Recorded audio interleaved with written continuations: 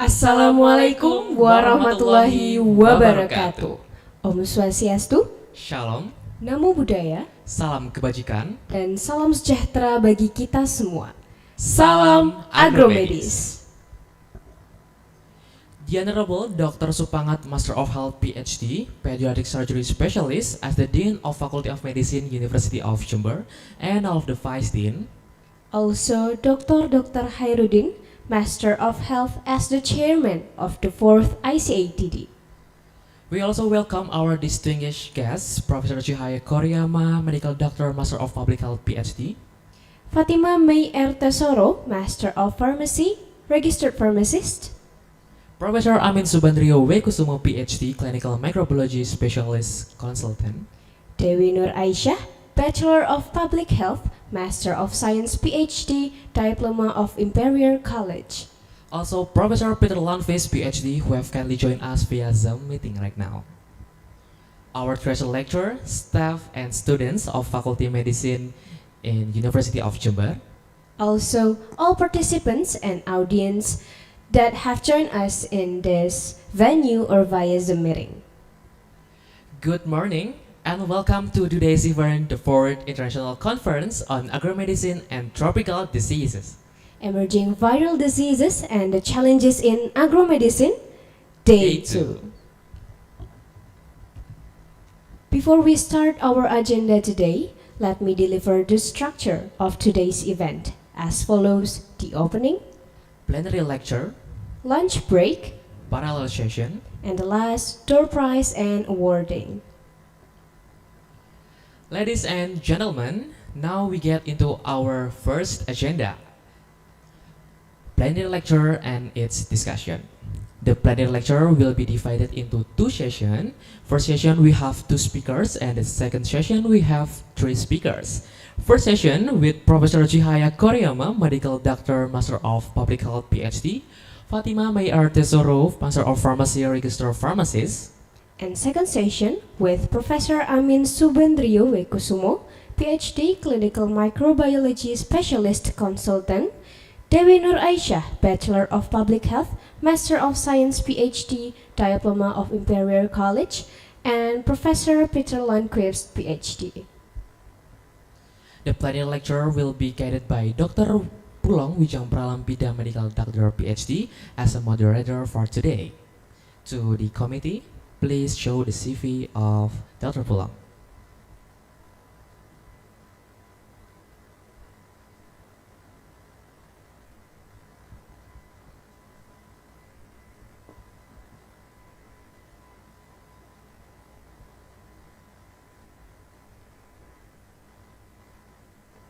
Alright, once more to the committee, please show us the curriculum vitae of Dr. Pulong.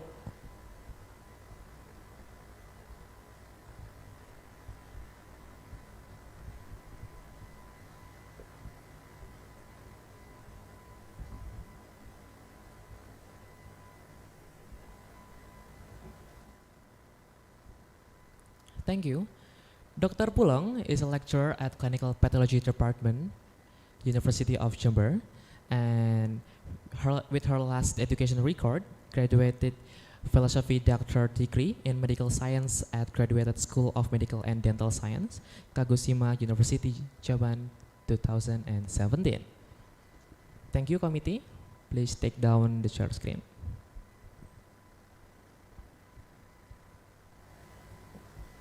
Okay, without further ado, to Dr. Pulong, please start the plenary session. Thank you, Master of Ceremony. Good morning and salam agromedis. Welcome to the 4th International Conference on Agromedicine and Tropical Diseases. Today is the second day. In this beautiful day, we will have fantastic five speakers. First is Professor Chihaya Koriyama, MD, MPH, PhD. Second is Mrs. Fatima Mai RT Suro, MS Form RPH. And third is Professor Dr. Amin Subandrio Wekusumo, PhD, SPM Baka Consultant. And fourth is Dewi Nur Aisyah, pardon for my mistake, Nur Aisyah, SKM MSc PhD DIC, and fifth is Professor Peter Lundqvist, PhD. So this plenary lecture will be divided into two sessions, and now we will go to the session one. The session one we have Professor Chihaya Koriyama, MD, MPH, PhD, and also Mrs. Fatima Maite Suro, MS Form RPH. For first plenary lecture speakers, please show the curriculum vitae of Professor Chihaya Koriyama. Okay, thank you. Professor Chihaya Koriyama. Yes. Good morning. Good morning. Can you hear me? Yes. Good Okay, morning, good. Professor. First, I will read your curriculum vitae first. Okay, Professor Chihaya Koriyama, MPH, PhD. She is from Kagoshima University. She graduated from Kagoshima University Graduate School of Medical Science in Major Virology, PhD, awarded 3 in 1995, and now she is a professor in Department of Epidemiology and Preventive Medicine, Kagoshima University Graduate School of Medical and Dental Sciences. Good morning, Professor. How are you? How is Japan? Oh, good. Yes. Thank you very much for your kind introduction. Thank you, Professor, for the time. And Professor Koriyama will be delivered a speech with the title "Heavy Metal Exposure and Its Health Hazards." Right, Professor? Okay. Yeah. And the Can I time share is my right. slide? Oh yes, please share the slide, the committee, Mhm. and time is yours, Professor. Thank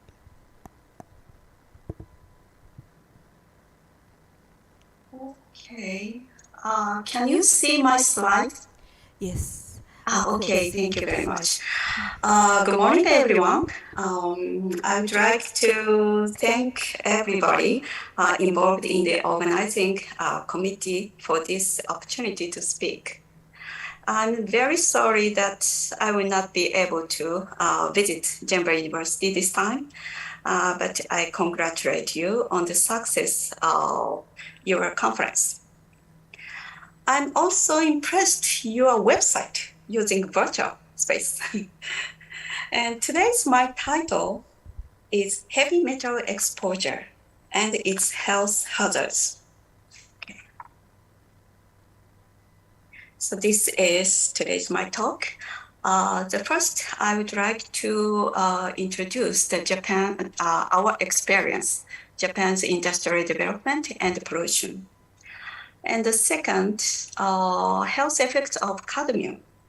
And we have experienced the cadmium poisoning, which is called Icatd disease.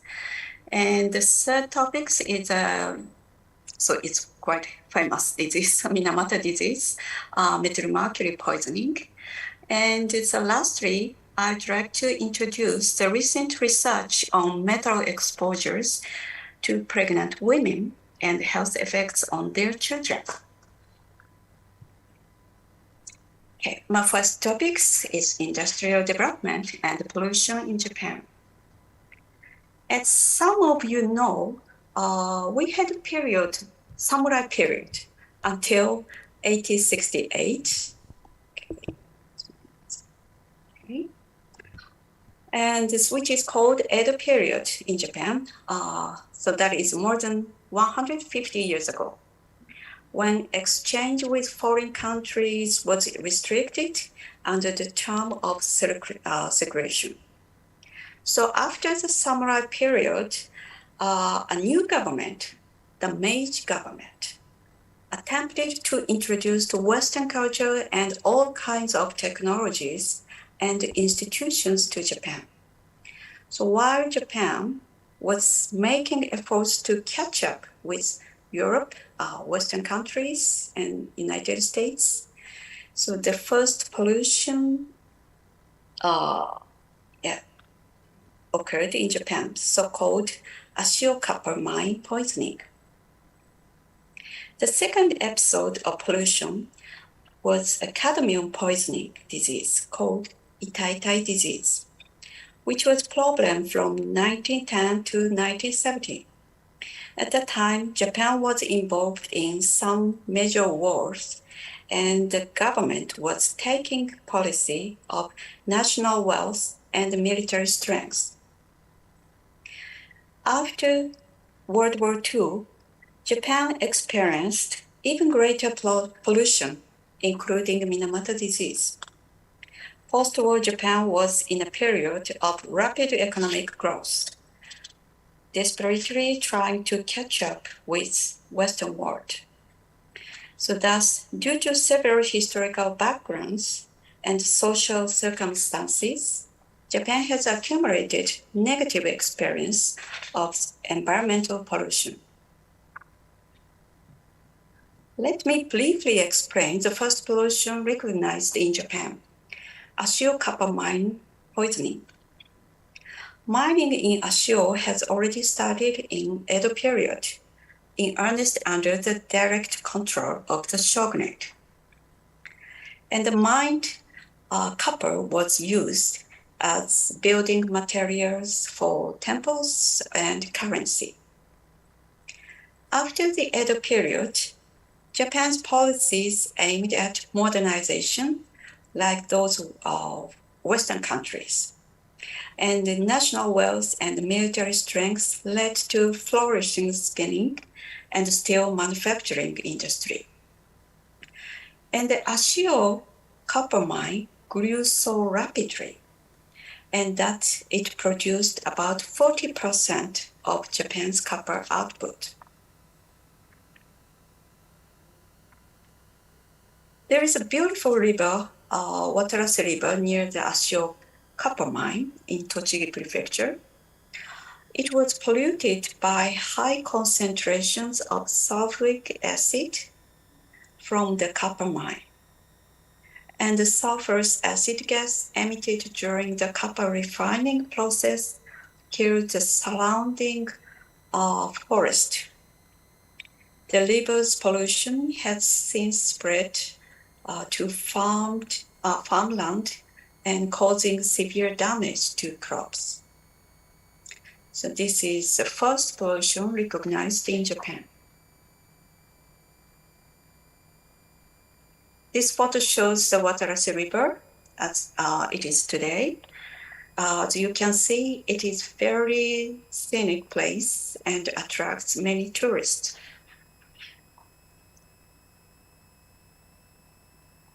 As mentioned earlier, after World War II, Japan was struggling to catch up economically with the West. As a result, we experienced 4 major pollutions, including Minamata disease. Niigata Minamata disease, actually Niigata is located here. So also known as the second Minamata disease, is also methyl mercury poisoning. Icatd disease, this is a cadmium poisoning, occurred in Toyama Prefecture. And Yokkaichi Azuma, so this is a health hazard caused by air pollution from sulfur dioxide from the industrial complex. Let's talk about cadmium pollution, Icatd disease. Icatd disease, cadmium poisoning, is caused by water and soil pollution in the downstream basin of the Zinzu River due to effluent and sludge containing cadmium from the Kamioka zinc mine. So that is located in the next prefecture, Gifu Prefecture. And this pollution is thought to have started around 1910. This region, Toyama Prefecture, is one of the most rice-growing regions in Japan. Cadmium accumulated in rice, and Icatd disease was frequently found in local people, especially women, who consumed large amounts of cadmium for long periods of time. It was around 1920 that farmers noticed that their rice was stunted. At that time, the farmers already suspected that the Kamioka mine might be the cause. And they petitioned the companies operating the mine to make improvements. But no health problems were reported at the time among the residents. In 1955, the first case of Icatd disease was reported at a scientific meeting. The patient showed a kidney damage, but the reason was unknown at the time. Then, in the 1960s, it was reported that cadmium was detected in patients' bones and other organs. And in 1968, the Ministry of Health and Welfare determined that this disease is essentially osteomalacia caused by chronic cadmium poisoning, and that cadmium was released by the Kamioka mine. So this is the clinical findings of Icatd disease. The pathogenesis of this disease is cadmium poisoning, cadmium-induced multiple proximal tubular dysfunction and osteomalacia, and patients present polyuria, thirst, and polydyspnea. And boneless result in inability to stand up and muscle weakness. As the disease progresses further, bone pain in the lower extremities when walking, rib pain when breathing, and motor pain in the upper extremities, back, and lumbar region appeared. The patient screams out, ouch, in pain. Actually, itai, this is a Japanese word for ouch. The most patients scream itai, itai. So one doctor named it Icatd disease, which is still used today. As the disease progresses, even the slightest physical movement, sneezing or lifting the arm for the doctor to take the pulse, can cause a fracture. And furthermore, patients showed acquired Fanconi syndrome. So these are all the photos of patients.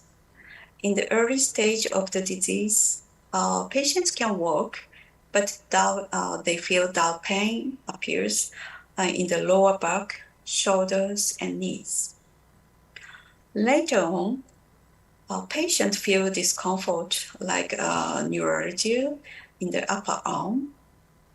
And the late stage, they cannot get up or walk. So the patients are laid down. Cadmium is widely present in the environment, such as in soil and water, and is contained in mainly foods, including rice, vegetables, fruits, meat, and fish. It is estimated that about 40% of the daily intake of cadmium by Japanese people comes from rice. Although cadmium intake from rice is still the highest in Japan, the amount of cadmium in rice has been reduced. As will be discussed later, current Japanese rice is well below the Codex Alimentarius Commission standard for cadmium.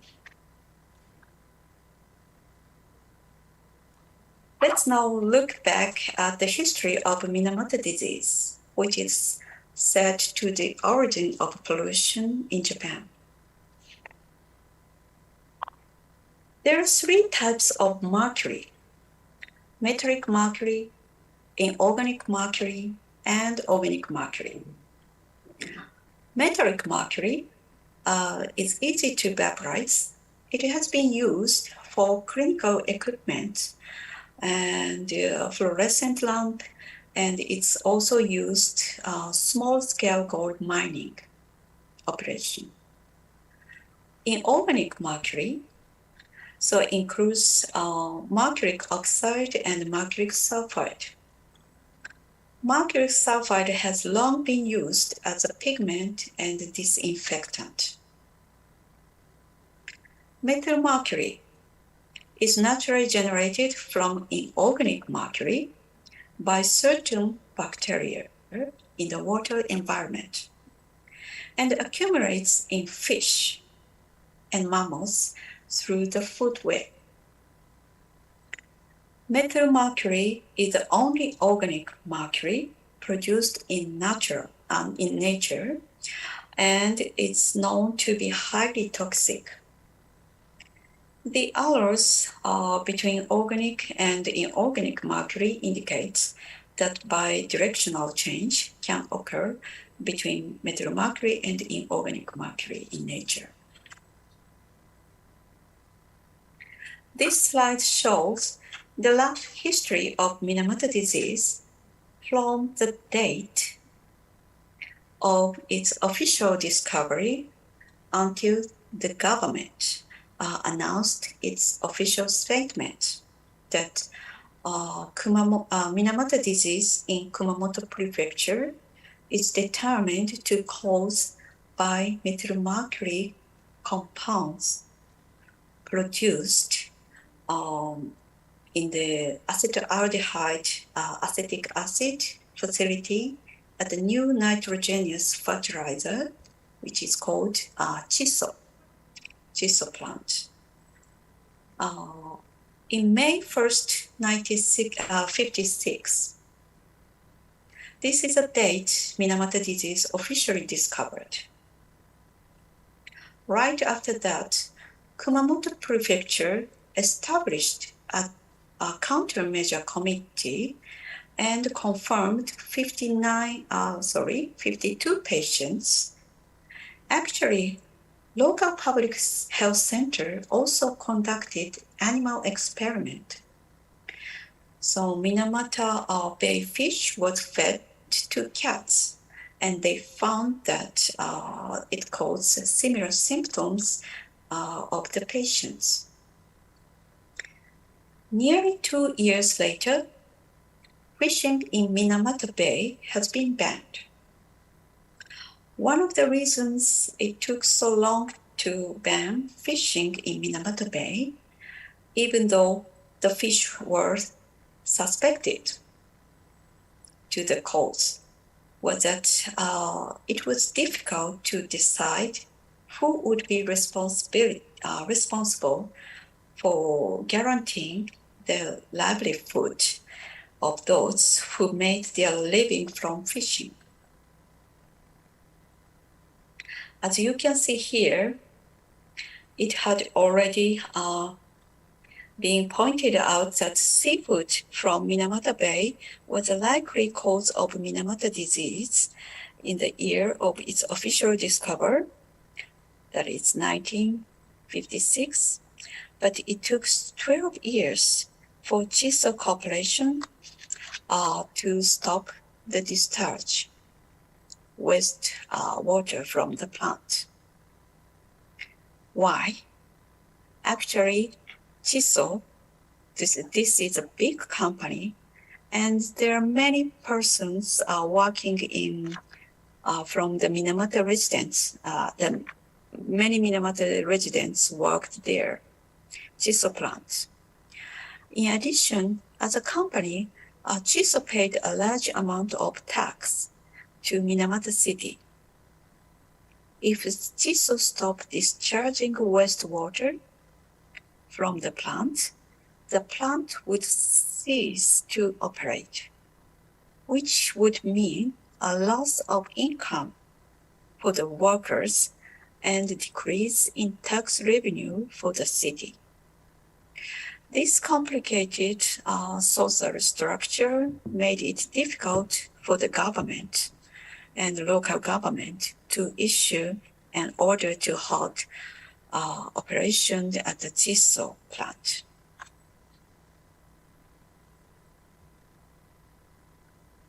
Over the 12 years period, the total amount of mercury discharged from the plant is estimated around 380 to 455 tons, more than half of which is believed to have leaked out from Minamata Bay or being released into the atmosphere. If this sludge, contaminated sludge, is left to sit, it will not be possible to catch fish in Minamata Bay. So eventually, the Japanese government and the Kumamoto Prefecture will spend many years removing the sludge excreted from the Chiso plant.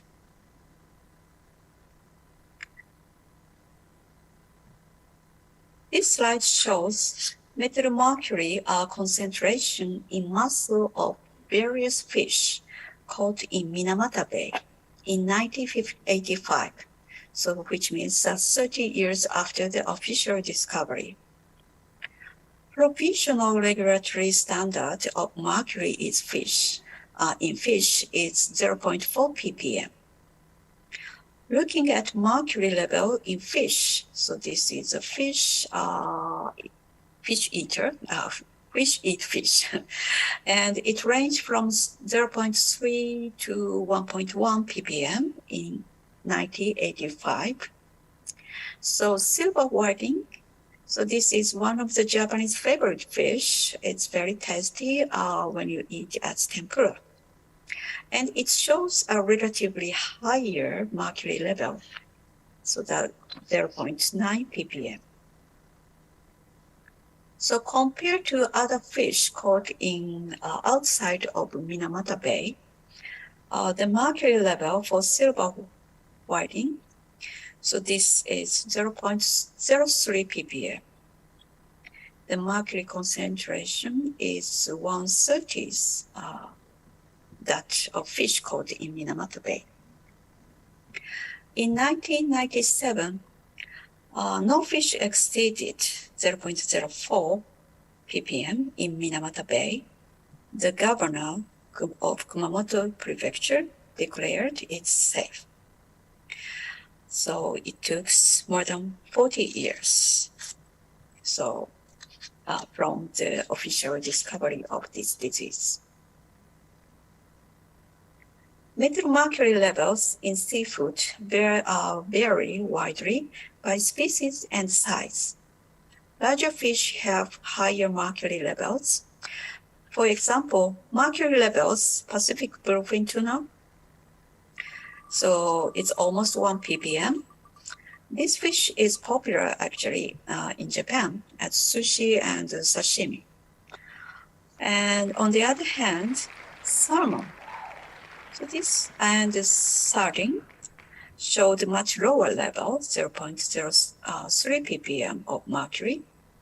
So salmon is very good fish because its low mercury level and high content of DHA and EPA.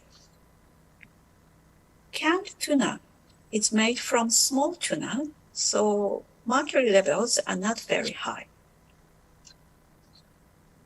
This slide shows mercury kinetics in vivo. Orally ingested mercury is absorbed in the gastrointestinal tract and accumulated mainly in the liver and kidney. Sorry, kidney is here.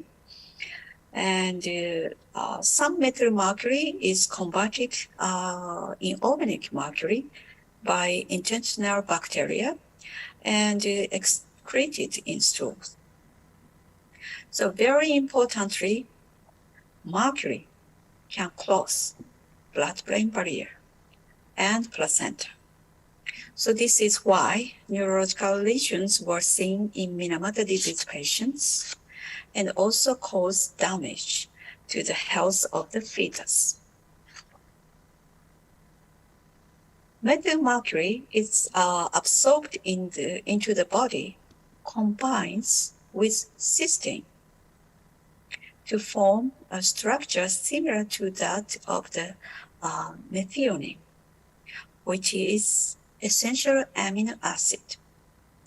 Since methionine, so this is methyl mercury and cysteine conjugate, it looks very similar. So this is a methionine.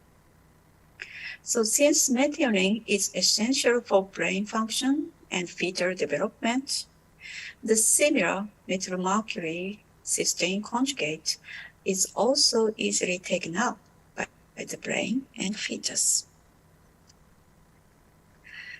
Methyl mercury is detected in the hair and nails because the keratin proteins that make up hair and nails contain high levels of cysteine. So, but on the other hand, metallic mercury and inorganic mercury do not accumulate in hair. So hair and nails are appropriate biological samples for measuring methyl mercury exposures in vivo. As you are probably well aware, so these are the clinical findings of Minamoto disease. Neurological symptoms, including sensory disturbance of extremity ends, ataxia, afferent visual field narrowing, center of auditory disturbance. The number of certified Minamoto disease patients by the government is around 3,000. Of course, most of them are from Kumamoto Prefecture, which is located where Minamoto is located. The prefecture with the next largest number of patients is Kagoshima, where I live. As I mentioned earlier slides, Niigata Minamoto disease is a metal mercury poisoning caused by a different company from than Chiso. And so Niigata had also 700 patients. There are 1,790 patients, Minamoto disease patients in Kumamoto Prefecture. But actually, so this is the number of certified cases. But actually, many more have applied to certification. Since 1970, in Kumamoto Prefecture alone, sometimes this is a number of the application, and sometimes more than 400, over 4,000 applications for certification have been filed annually. But most of them either had their examinations pending or their application rejected. There are very few certified cases, essentially after 1980s. This result shows how difficult it is to prove the causal relationship at the certification board after more than a decade has passed. Actually, many Minamoto disease patients were hesitant to apply for certifications in the beginning. The reason for this was a strong prejudice in society because of the neurological symptoms such as ataxia, which led to the misunderstanding that Minamoto disease was a strange disease or the one of the mental disease disorders. It shows clinical findings of fetal Minamoto disease, insufficient brain development or destruction of nerve cells results in sensory disturbance and ataxia. According to Kumamoto Prefecture, there was 77 certified Minamoto disease, fetal Minamoto disease patients. So these patients were caused by their mothers consuming methylmercury contaminated fish during their pregnancies. Very unfortunately, much of the methylmercury ingested by the mothers had passed through the placenta and affected the health of the fetus. Even today, pregnant women in Japan were warned about fish consumption. Blood levels of methylmercury are higher in the fetal blood than mother's blood. So as a result, it has been reported decreased language and attention span in children born to mothers with high mercury level. And so while fish also contain polyunsaturated fatty acid, DHA and EPA, which promote child development, and selenium, so which reduces the toxic effect of methylmercury. So thus, pregnant women need to avoid consuming fish with high methylmercury level.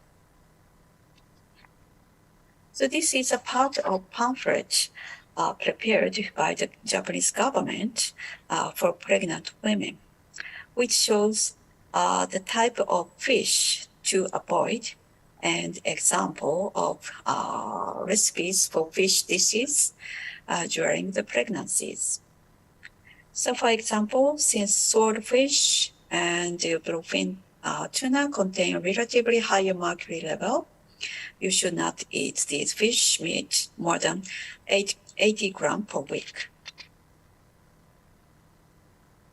Okay, lastly, I would like to introduce a recent research on metal exposure to pregnant women and health effects on their children in Japan and Indonesia. So first of all, I would like to introduce one big cohort study for mothers and children, so-called Icatd study in Japan. So this is the website of the study. So you can find this website by searching for JECS through the internet. The Japan Environment and Children's Study, or JECS, is a large-scale national project launched in January 2011 by the Ministry of Environment.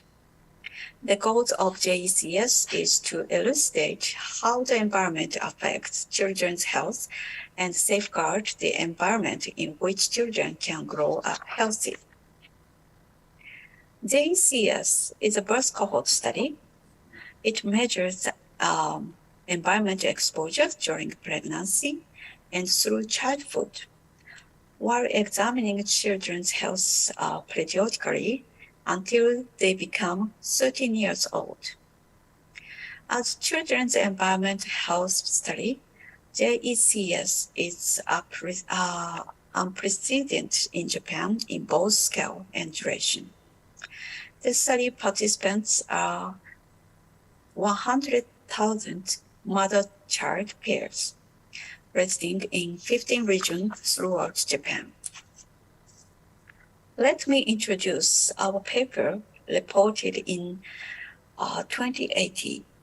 This study examined the association between heavy metals, including cadmium and mercury, in blood of pregnant women, and the risk of preterm birth among 14,847 pregnant women. Measured heavy metals are cadmium, lead, mercury, selenium, and magnesium. This table shows metal concentration in metal blood by term of birth, early preterm, late preterm, and term birth. Cadmium. Cadmium level was the highest in mothers having early preterm, 0.79, and term birth group showed the lowest cadmium level, 0.66.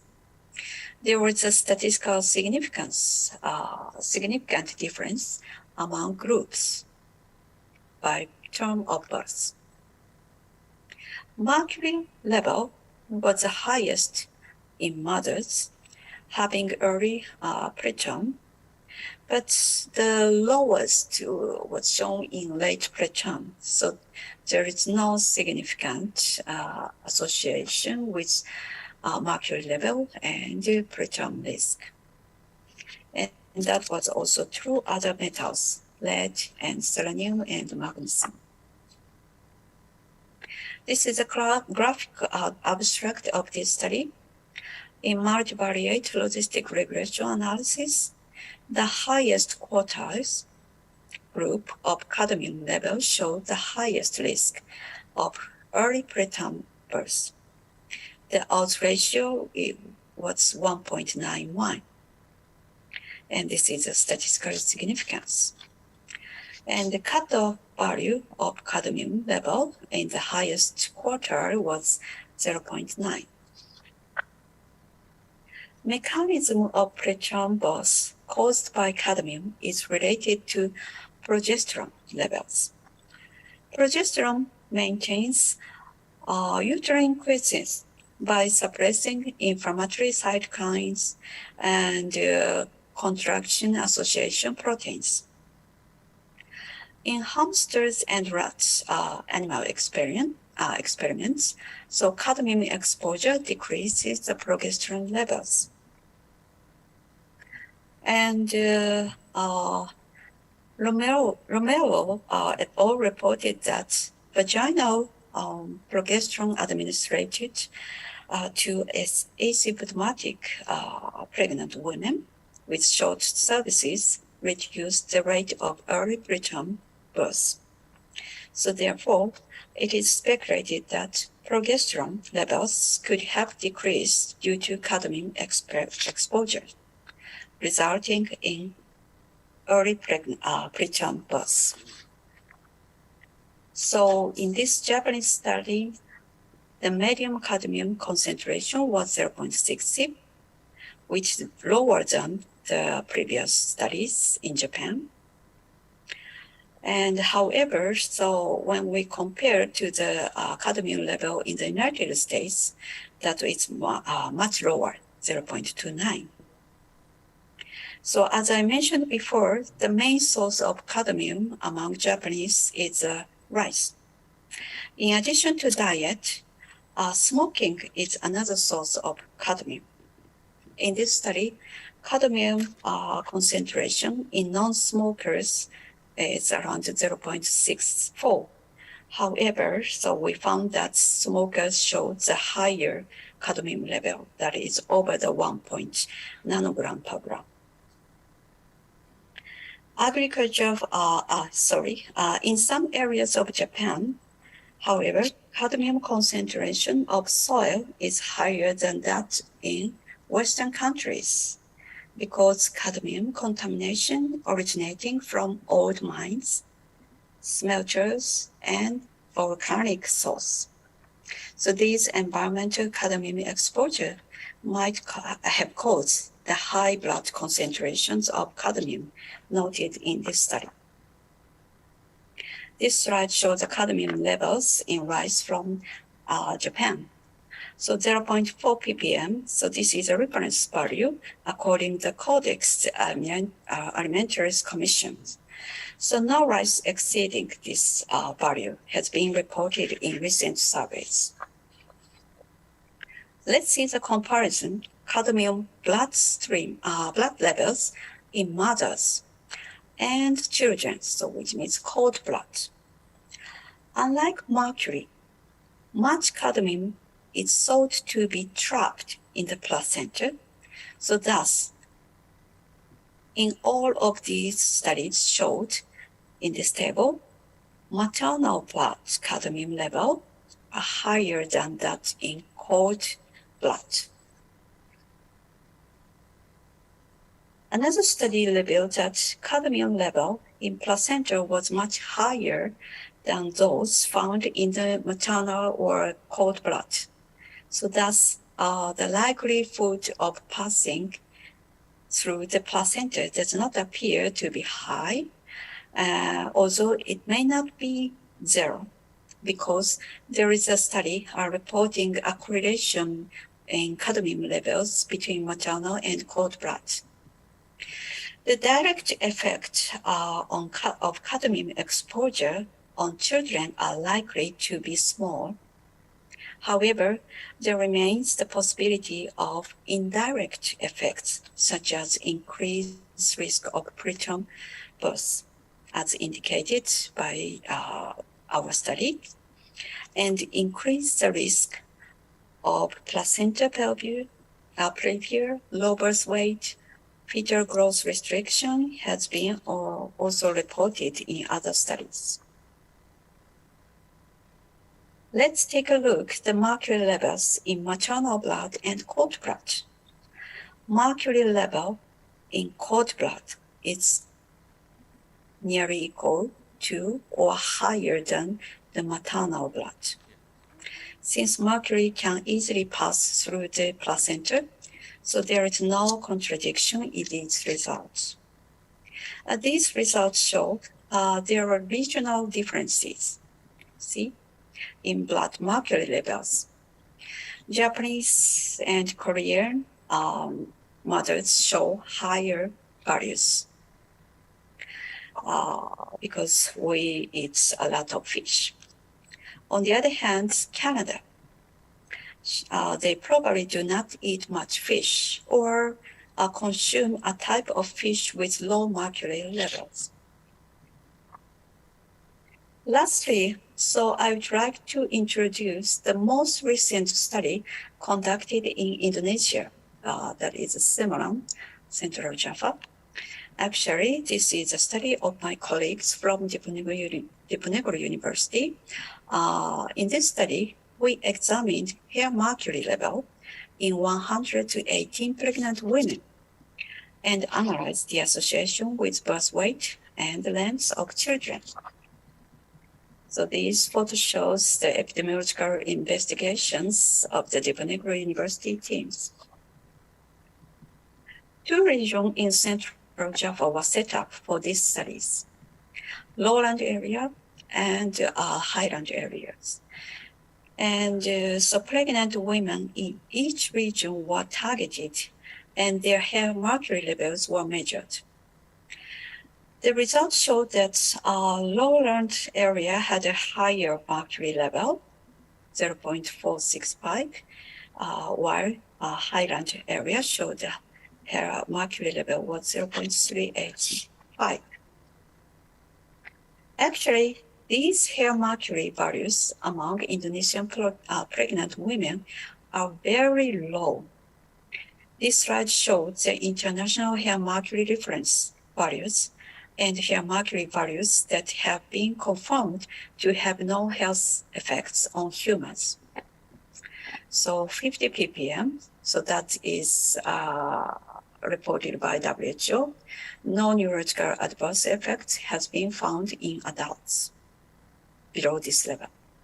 So 14 ppm, so this is a level of adverse effects on children, were not found in the Faroe and Seychelles Islands.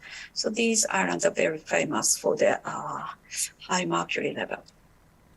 2.8 ppm, so this is equivalent to mother's tolerable intake of mercury, taking into account the effects of the fetus. So that is announced by the Japanese government. And the most stringent recommended level is 1.1 ppm, so reported by the US EPA. So this table shows the result of multivariable regression analysis. In this study, maternal hair mercury level was related to neither birth weight nor length of babies. So some previous studies have reported that maternal mercury exposure is associated with low birth weight and fetal strength, which is inconsistent with the present results. The main reason this study did not find the association between maternal hair mercury levels and birth weight and length of babies is that hair mercury levels in this population was very low, probably because of more intake of freshwater fish than marine fish or eating small marine fish. Okay, so this is a summary of my talk. Japan has achieved economic growth, but based on policies that prioritize national interests. We have paid heavy price in terms of the health and lives of people. In most of the cases, the sacrifice has been skewed towards socially and biologically vulnerable groups, including children. Countries that have potential for remarkable economic development in the future need to take Japan as a negative example and establish laws and systems in advance to protect the environment and the lives of their citizens. Okay, thank you very much for your attention. Terima kasih. And so this is my acknowledgement to my colleagues. Thank you very much. Thank you, Professor Jaya Koryama, for the outstanding speech. So we will go to the next speakers for this plenary lecture. We have Mrs. Fatima May Artesuru MS Farm RPH. So please, committee shows her curriculum vitae. Okay. Mrs. Fatima May Artesuru RPH MS Farm. She's from San Pedro College, Philippines. And she is currently the Dean of Allied Health Sciences in San Pedro College, Philippines. And she graduated from Centro Escolar University, San Pedro College, and Our Lady Fatima Academy for high school and elementary valedictorian. And she has short course at American College of Clinical Pharmacies. So, Mrs. Fatima, are you there? How are you? How is Philippines today? Hello, good morning. Good morning, everyone. Hi, good It's- morning. It's a sunny day in the Philippines today. I'm at the southern part of the Philippines, and I'm happy to be in this conference. And I hope later I'll be able to impart to you some of the trends that are currently used to really ensure that plant-based pharmaceutical products and cosmetics are really of good quality, and that means safe and relatively non-toxic. Thank you. Great to hear that in Philippines now is sunny. Why is it raining there? Oh, really? Okay. And Miss Fatima, you will deliver the speech with titled "Current Trends in Extraction and Screening of Plant Agro-Based Traditional or Alternative Medicine Using Microwave-Assisted Technology," right? So you can start your speech. Time is yours. Thank you. Thank you so much. Allow me to screen share for a while.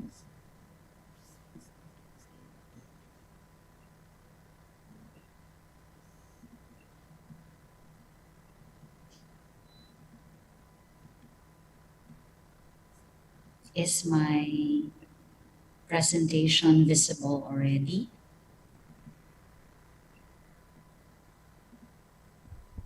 Yep. All I right. will see your presentation. Am I audible? Yes, you're Thank you. edible. All right. So a pleasant morning to everyone. Again, a sunny morning to one and all. I will be presenting the current trends or methods that I deem or we deem essential in the extraction and screening of pharmaceutical or bulk or agromedicine using microwave-assisted technology.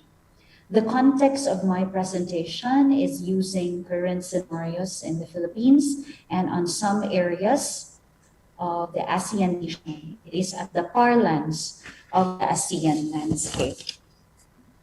So again, I am Professor Fatima B. Tesoro of San Pedro College, Philippines.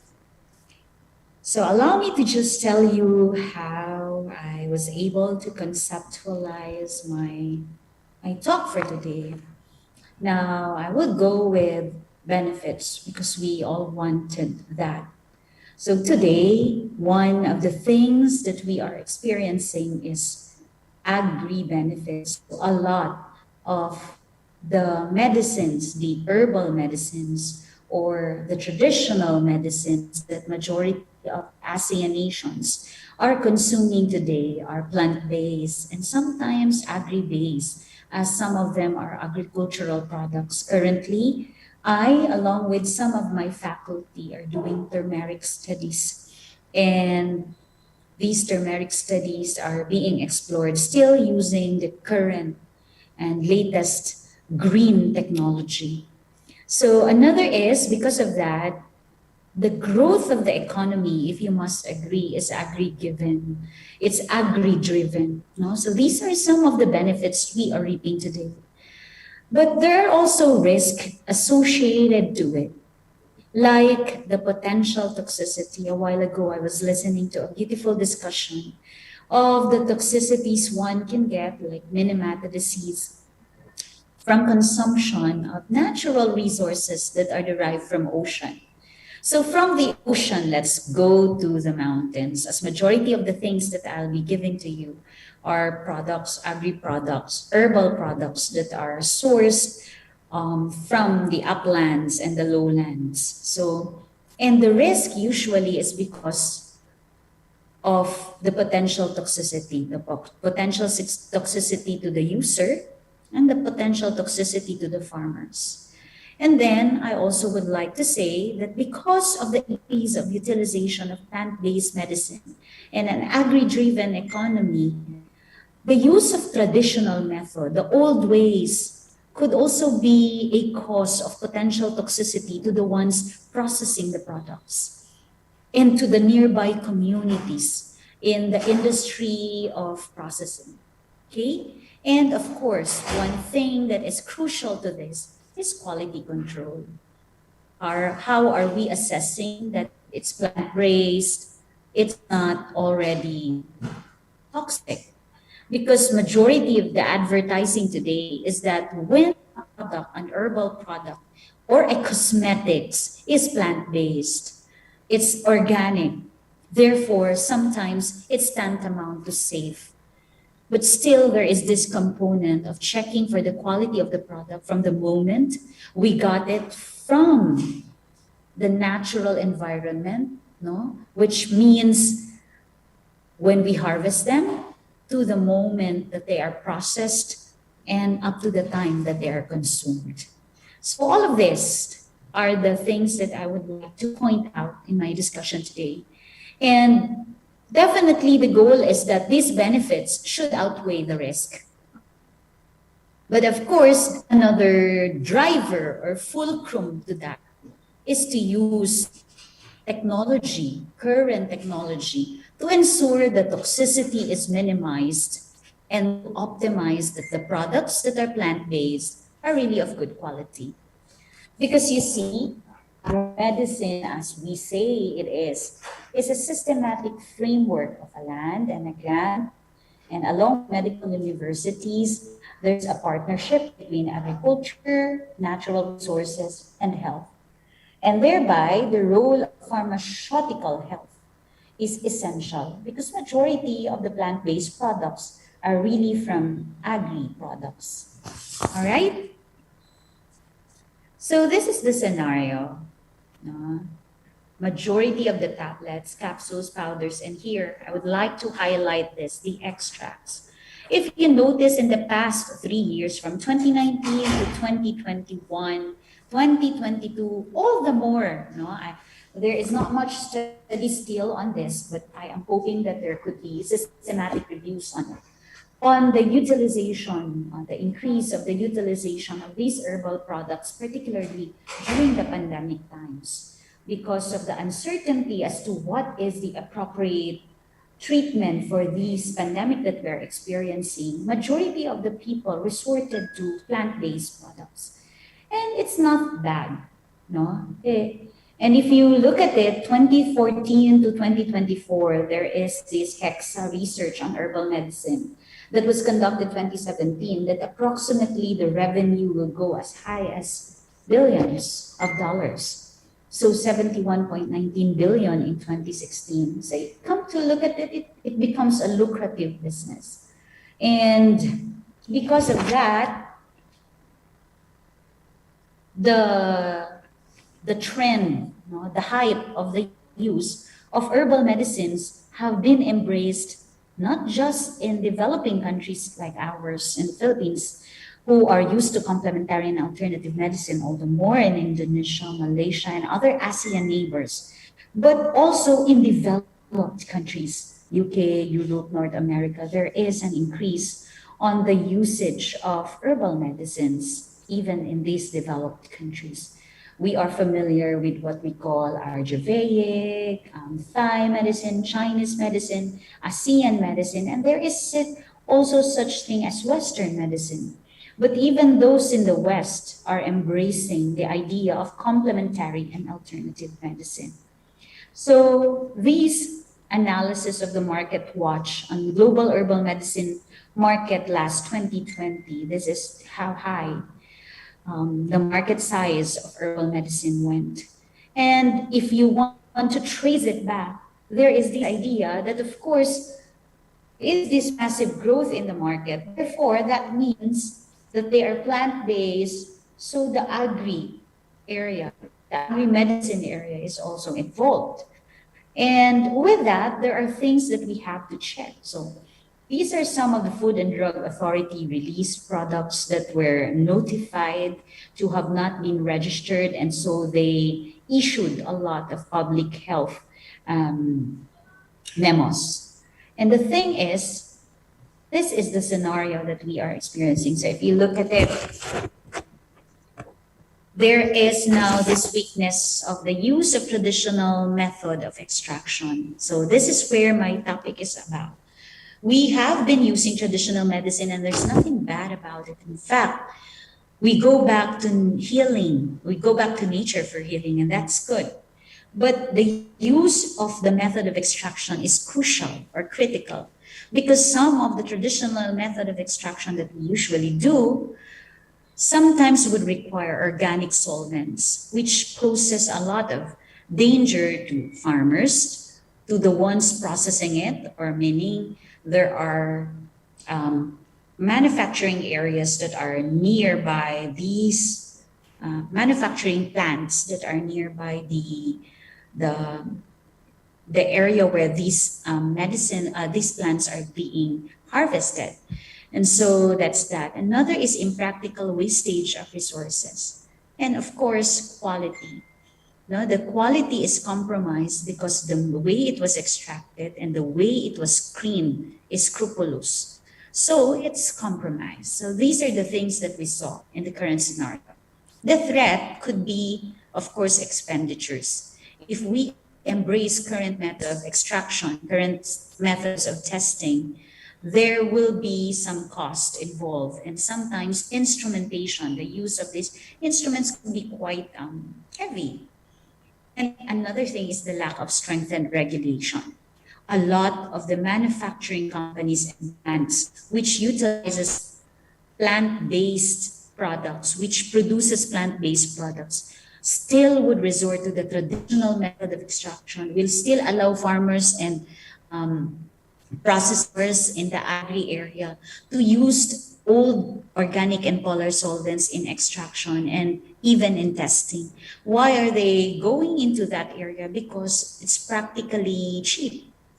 And why would they go for something that's expensive if the regulation within that particular region or country is weak, meaning they are not checked, if they are using a greener technology, so it's a threat to the environment, it's also a threat to the user, and even a threat to the ones preparing or processing it. So these are weaknesses and strengths, weaknesses, threats. But the strength is that we are going back to nature. And this is something that we have to nurture. Because I still would like to believe on the wisdom of Hippocrates that nature is the best medicine. So if we can only utilize the strength that we go for plants, we go for something that's natural, for the treatment, process them well. So convert all these weaknesses into an opportunity. And the opportunity is the use of microwave assisted technology. For the word microwave itself, we may doubt its effect, but later I'll tell you how its benefit outweighs some of the risk. A greener technology of processing them. And of course, we start early with student exposure. A lot of us here are into agro-medicine, and it's essential for students to know that these are the alternative technology-driven methods so that we can potentially maximize the ones that we got from nature and process them in such a way that the health of the families, the health of the farmers, the health of the community nearby plants, processing plants are never compromised. and even the health of the ones taking the medicine is not compromised. A research exposure for most of our students. Thus, my very point is, sorry, there are toxic secondary plant metabolites, and the thing that we have to look into is the heavy metals. A while ago, Minamata is driven by some of mercury poisoning. Here, that the same thing. It's heavy metals that are elemental in nature, and sometimes they are not destroyed, and thereby they stay as residue in soils, even in the plant itself. And plants do absorb it. So as researchers going advanced, it is found that plants not only contain toxic secondary metabolites, but they are also contaminated with environmental pollutants, especially heavy metals. So usually the heavy metals that are placed in there are like lead, arsenic, mercury, and we know for a time that if we take one or two medicines with these type of heavy metals, it's just fine, it's just okay. But long-term exposure to this would really be deleterious, or will really have some serious health issues. So that's across the one that processes it, no, farmers, and the ones consuming it, and we have the consumers. So even balms, ointments, essences, these are natural and they are from extracts. But the question is, are they really extracted right? Or will they still use organic solvents to extract them as we used to? Because of that, using these polar organic solvents can really pose a threat to the ones processing it. At the same time, the ones using it will have some residues on it. So, screening and extraction, I say, is critical. And the use of microwave-assisted technology, as I would like to express this presentation today, ladies and gentlemen, is very important. So let's go to screening. So screening definitely will begin really with raw materials. We use accurate methods and instruments. There has to be the use of current sample preparations and instruments is advantageous. And here, use of highly sensitive method to provide higher yield. So that is the key to good screening. That is the key to better screening. Now, we know for a fact that Earth's crust cannot be destroyed. And high density essential and non-essentials are there. So definitely, things that are within the crust, they are toxic even at a minute concentration. So my point there is actually that we just have to fine-tune the way we process things, so much so that we eliminate the risk and get the benefits. So this one is from American Herbal Product Association, and it says prolonged exposure to heavy metals may really cause adverse health effect and toxicity due to the capability of heavy metals to bioaccumulate and disrupt the functions of vital organs in the human body, such as brain, kidney, and the liver. And these are the classic four. So they bioaccumulate, and because of that, they really have irreparable damage sometimes to the kidney and the liver. So that's something that we have to consider. And even in the researches that we have, like we did here in the Philippines, I did my team, we were really shocked with some of the findings that we got. So let's go to sample preparation. When we prepare samples before we, for example, you would like to check for the lead content of a particular herbal plant. So usually, those that work in the plant, no, mga plant-based manufacturing or production areas, usually they are also advised to prepare the sample before they are tested. And I firmly believe that sample preparation is already the beginning of quality analysis. Now, if we go with very good sample preparation, it's the beginning of sample analysis. So I would like to tell you what are the errors in chemical analysis. There exist what we call food supplements, herbal medications that underwent AAS, that's atomic absorption spectrophotometric test. I think we all know this type of test. So these are the tests that would look into heavy metals, like the ones I mentioned, lead, mercury, arsenic, and what was the other one for a while? So that we emphasize that lead, mercury, arsenic, and cadmium, all of these tests.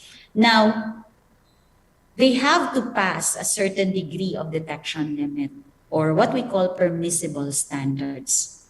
The reality is when the sample preparations were checked using a traditional or wet method or dry method. So is this traditional wet method use sulfuric acid, nitric acid, hydrofluoric acid, and we use hydrogen peroxide to prepare the samples prior to atomic absorption spectrometry test. Do that. Now, when we do that test, the tendency is because it's an open vessel, some of the fumes go out. And the ones processing, sometimes they ask farmers, no, do the processing, the sample preparations. Their health is compromised. Then another thing is the chemist that does the testing, their health is compromised. And more so, the consumer, their health is compromised. Why is their health compromised? Because we had the error in analysis. Even if we did the process, there's this traditional and wet method. But when they were tested again in the traditional and wet method, the result was there was no mercury, not even a trace of lead. But what happened?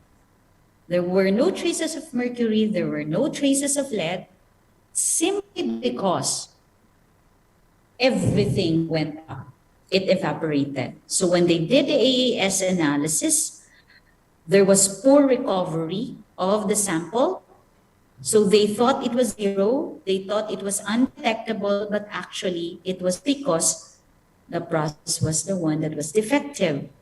When they did the test using a different way, and it's a closed vessel preparation, there it gave a very high result in lead and in mercury. So it compromised the health. So these were some of the causes of error in chemical analysis. And it begins, look at that, sample preparation. Less for the errors on equipment, transport, etc. But it was really the sample preparation. And this is where the thing, my lecture comes in. The use of microwave-assisted technology in acid digestion, because that's the way we sample prepare prior to atomic absorption spectrometry using acid digestion, is crucial. So why? This is the bottleneck. We have plant-based, we have petroleum, the pasta, the blood, and etc. But let's focus on plants and the medicines that are derived from plants. We have to sample preparate them before we introduce them to a flame or this one, so that we check if there's mercury, arsenic, or lead. This is the bottleneck, the sample preparation. The question is it the right method? And usually, if you resort to just the traditional method, it could either be there was poor recovery, and you thought that, wow, your plant and your pharmaceutical product is zero in lead, zero in mercury, but it was not because of that. It was actually because of the poor sample preparation. That becomes the bottleneck. Another bottleneck is it's time consuming. It would take several hours, thereby exposing ones that is doing the test. So again, in agromedicine, it has to be a tandem of professionals, farmers, and etc. And the pharmaceutical analyst that does the testing is the one that is compromised. Why? Because of the exposure to these toxic fumes that is associated with the traditional way of sample preparation. So that's that. Okay, so the bottleneck is to higher productivity with the use of a modern analytical laboratory. So sample prep for trace analysis is essential. And the most appropriate term, I would say, is not sample prep, but I consider sample preparation as a pre-analytical step. It's an important step to come up with very good analysis. So this is the traditional hot plate digestion. And this is the thing that I would like to explore on in agromedicine. We have a lot of plants that farmers and other dwellers in that particular plant where they perform testing and sample preparation, they make use of a hot plate acid digestion still. Well, it's very cheap. It's an easy setup. Uses the same methods for all types. But the advantage is it's a health hazard, high acid fumes, which are not fully contained, as they could be high risk for the exposure of the users and also high risk for the exposure of the ones processing things. It's time consuming, therefore, your exposure to the fumes is also lengthened. Limited productivity throughput, it's low to medium control in the digestion parameter, high acid consumption, so it's not a green way of doing things, and it's low to moderate digestion quality. So because of a low digestion quality, the result is also low yield and low quality of test results. So the reliability of the test is even compromised. So this is the traditional way. And sad and reality is still a lot are using these methods.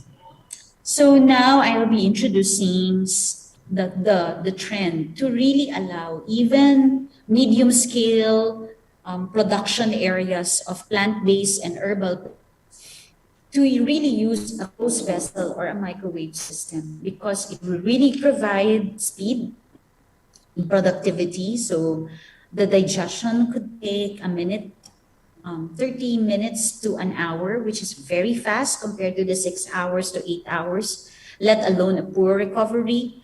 And then digestion quality is really high. It has a recovery rate to as high as 99%. Safety, it's because of a microwave hardware. It ensures high level of safety. It's a built-in application libraries where you can just choose upon what is most suited if we use this type of plant, if it's an oleaginous plant, if it's a seed, if it's these things. And again, I would like to remind everyone, I am not just focusing on the use of agri-products for pharmaceutical. Agri-products even that are used for food and food supplements, because that's common today. And the reality is they do not undergo test at the start. No, as a raw materials, they are not tested if they have high lead, high mercury, high arsenic, or even high cadmium. And even if they go through a process, they are undestroyed in the process. So eventually there is accumulation of these heavy metals to consumers. That's one. So easy of use built-in libraries and full temperature control. So that's the thing. So these are the things to consider in sample preparation. My presentation today is just, I'm just given a limited time. So in the interest of time, I'll just be providing some with the notes as I cannot go into the details of these technologies. But the gist is that these are things, technology today, and I'm sure a lot of us are already exposed to it, but I am super emphasizing the necessity of having it. So achieve a complete digestion and recovery. These are the criteria for a very good sample preparation. So you look after the application and performance, you look after the throughput, you look after the ease of use, and you look after the ROI and the reliability. So this is the criteria. Why application and performance? We have to have complete digestion, excellent recovery, so that we are sure of the accuracy and reliability of the test. Second, ensure to match your productivity needs. So that's high throughput. And then ease of use. It does not pose harm to the ones preparing it, processing it, our laborers, and it has a low running cost. So return of investment is okay and reliability is okay. So I say that right digestion is a key to maximizing, ensuring the quality of the raw materials of the agri products that we use. And how do we maximize that usage? By ensuring that at the start, no, at the raw material itself, we already employ the right digestion system. So the best choice is to merge your application with the system features. Okay? So temperature control, we know for a fact that when we do acid digestion, temperature is critical. But the good thing with microwave assisted digestion, as it does not cause so much harm to the ones operating it, the best is that even in terms of pressure control and temperature control, it is also embedded in our closed microwave systems. So I'm not promoting a particular product, but this is just one of the things that I saw on the differences of the different approach in the microwave system. So just a disclaimer, I'm not promoting any brand at all. I'm just telling you that the current trend in processing today, even in agri, is to really ensure that raw materials are kept safe by eliminating these trace metals, these heavy metals, and we use a closed vessel technology. Okay, so one of the things that is very good on this technology is the vent and reseal technology. So through time, when the product sample is heated with the acid inside, acid digestion, there is a built pressure within, there's an internal pressure. The good thing with closed microwave system is that it has a detection device. So that detection device, once it sees that pressure is relatively high, it will also really vent. So automatically the chamber will have an area, so it will vent out the pressure to eliminate explosion, and then it will reseal again. So that's intelligent type of technology, the vent and reseal system. So again, these are the things that we use in agriculture today. Crops like rice, we use Oriza in majority of our cosmetic products today. But again, there is this threat that some of them contains heavy metals as residues of lead are into it. And we know how lead can be very critical and toxic even in cosmetics. So we test lead in cosmetics. So these are some of the things that we use, and this could be the lab where you process everything. So a small scale of these type of green lab in an agro environment that does the testing is something that could really provide high productivity, high quality products with high efficiency and safety system.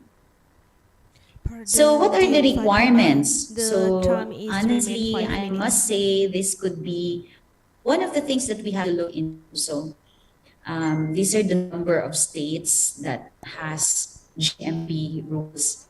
But the reality is from 2005 to 2012, and I am up to look at the current statistics of federal GMP rule compliance.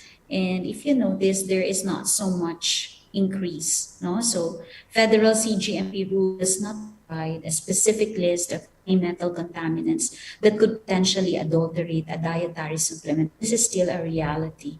I am not really sure if that is the case with other regions, but here in the Philippines, we already have minimum, but it happened just 2 or 3 years ago. And so I'm happy with that. But it was simply because of the advocacies of a lot of health practitioners to push that even if it's a dietary product, even if it's an herbal product, even if it's coming from nature, that does not mean that it's safe. No? Because we always have the idea that natural is safe, but we have to look into how it was processed. And that would mean even at the beginning, ensuring that heavy metals are not there. So some of the reality or the tweaks of this is that it's manufacturers that determine their own heavy metal specifications. Pardon, Dear sometimes Fatima. there could be bias. Yes? The time of your presentation remain 3 till 2 minutes. Thank you. Okay, thank you. So these are the things that we have to look into: arsenic, cadmium, lead, and mercury. And this is coming from the US agency for the accumulation test. And this is on arsenic, cadmium, lead, and mercury for the daily consumption. And I tell you, if they constantly take in herbal products that are not tested well, this could be the threat. So I'm happy with the new release of the ASEAN limits for contaminants on heavy metals. So that's that. Now I'll go with the different analytical methods for analysis. You can still go with colorimetric and instrumental methods, and these are the different tests for the heavy metals. That's me doing the test using a Fourier transform atomic absorption spectrophotometry. And there you can really see that a lot of the herbal products go beyond the limits of the heavy metals that should be present, or the detectable amounts. So this is the GFAS and FAS system, which I will just provide in the notes. Anyhow, it's self-explanatory. And today there is this gun system, and I'm sure a lot of us are using it, using X-ray fluorescence to detect heavy metals in some of the products that are available in the market today, using a diffraction method of analysis. All right, now this is the initiative that we did because we wanted to really know if there are really a lot of traces of heavy metals that are in the Davao River. That's where we are having. And we look at the herbal plants that were processed, the agri-products, ginseng, ginger, mayana. And this is where a lot of residues. We use them actually for whitening cosmetics and etc. And we found out that there were traces of lead. And not just traces, but really greater than the permissible amount of lead and mercury.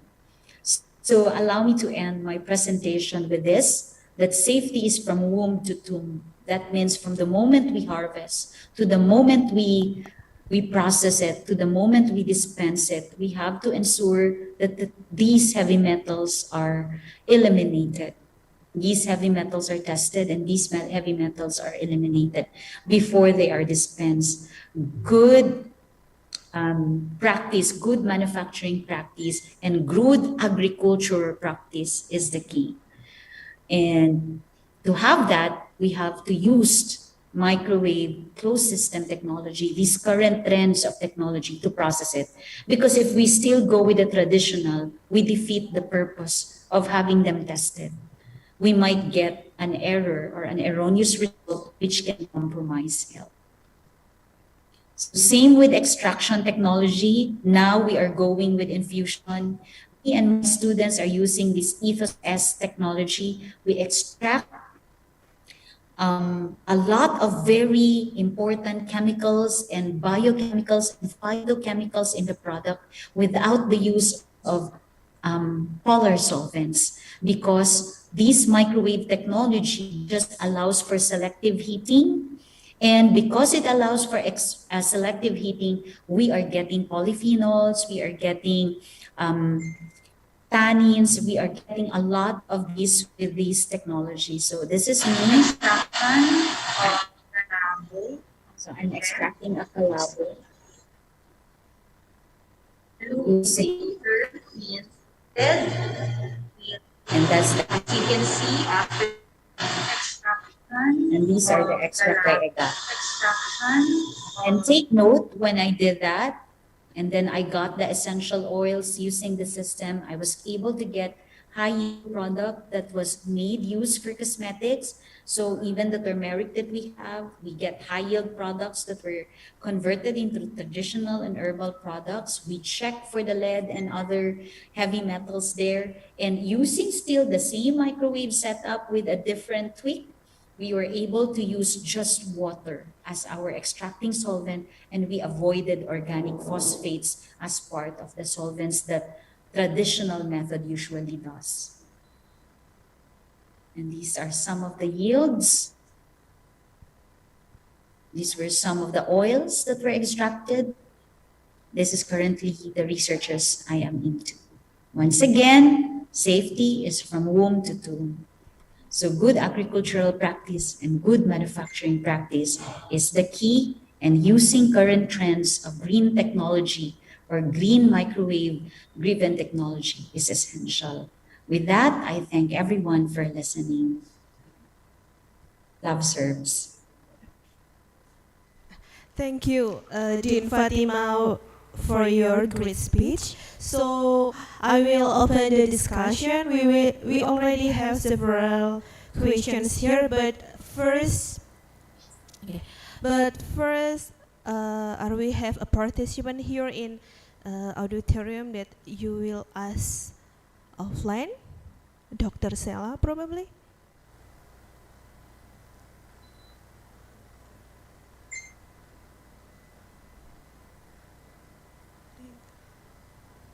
Okay, first, here a question for Professor Koriyama.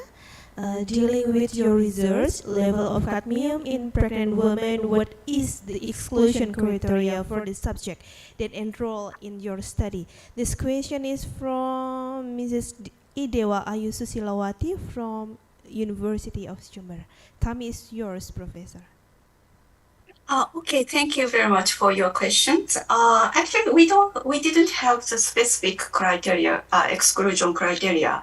However, the women only one criteria, that is a single pregnant delivery, singleton. So if the mother has a twins or more babies, so we exclude it. And if the mother has, we didn't have the important information, for example, the age or gestational age, something like that, or probably BMI. And in that case, we had to exclude them. Yes. Okay. Thank you, Professor. And the second question is from Mrs. Erma Sulistianingsih from the University of Jember. Question for Professor Fatima. Is there any global regulation on herbal medicine market? Could you please share what kind of regulation on herbal medicine in Philippines? Okay, thank you. Currently, this has been the campaign of majority of us who are into traditional and alternative medicine and pharmaceutical medicine, that while synthetic medicine, we have United States Pharmacopoeia, British Pharmacopoeia, Japanese Pharmacopoeia, and many more. There has to be a strengthened global type of pharmacopoeia for herbal medicines. But for legislative control here in the Philippines, the control on herbal medicines is established through the creation of what we call PTAC, or Philippine Institute of Traditional and Alternative Healthcare. But I may say there has to be strengthening of the regulatory policies and crafting of a more solid policies and criterions or guidelines. But for herbal medicines, most of the pharmacopoeias that exist, particularly in Western pharmacopoeias, only a selected section is where you can find the ones that I stated a while ago on permissible limits. There has to be a more global scale of pharmacopoeia for herbal medicine. Okay, thank you for the great answer, Professor. And the next question is from Mrs. Erma Sulistianingsih from the University of Jember. The question is for Professor Kuriyama. Two questions. One, is there any kind of fish that considered safe to consume in order to avoid mercury contamination? And the second question is, does the metal have a specific receptor to contaminate specific fish? Time is yours, Professor. Okay, thank you very much for your questions. Actually, we recommend only pregnant women not to eat fish too much. And there is no specific restrictions on fish consumption for the general public. However, so in a very limited area in Japan, it's customary to eat whale and dolphin meat traditionally. So in that region, so we also suggest not to eat much whale and dolphin meat. So that is probably the answer. So basically, for the general public, so we don't have any restrictions for the fish meat except whale and dolphin. And for the second questions, okay, so in my knowledge, so I think there is no specific receptors. So it's talking about in fish. So it's believed that mercury accumulates in larger fish in the food because of the food chain. So I think there's no specific receptors. So actually, in human, in vivo, methylmercury has a strong affinity for the SH of amino acids, so it can easily be create methylmercury cysteine conjugate, as I mentioned in my presentation, and it's very similar to the methionine, essential amino acid. Okay, thank you. Thank you, Professor, for a great answer. Any other questions? Yep. From the auditorium, please say your name and your affiliation.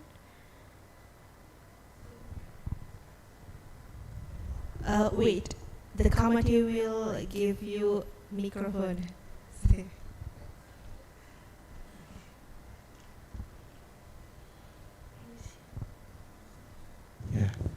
Thank you in advance for the opportunity, Doctor. So my name is Bima. I'm a student from Jember State University. I have two questions for Professor Chihaya Koriyama with outstanding presentation given to us. So the first question is there any possibility for chemical contamination disease like Icatd that happened in Japan caused by cadmium to reappear in this modern day in Japan or other places? And then the second question is there any tips or advice for society or people, especially Indonesian, to consume rice or fish that free from the dangerous chemical contamination? That's it. Thank you. Thank you for the question. For Professor Chihaya Koriyama, two questions. First is there any cases for Icatd diseases in this modern day of Japan today? And the second, Okay. any tips Yes. and tricks for Indonesia, because Indonesia also consume rice and fish. So how about we can how about the tips and tricks for contaminated or the heavy metal hazard for that? Avoid the contamination. Thank you. Okay, thank you very much for the questions.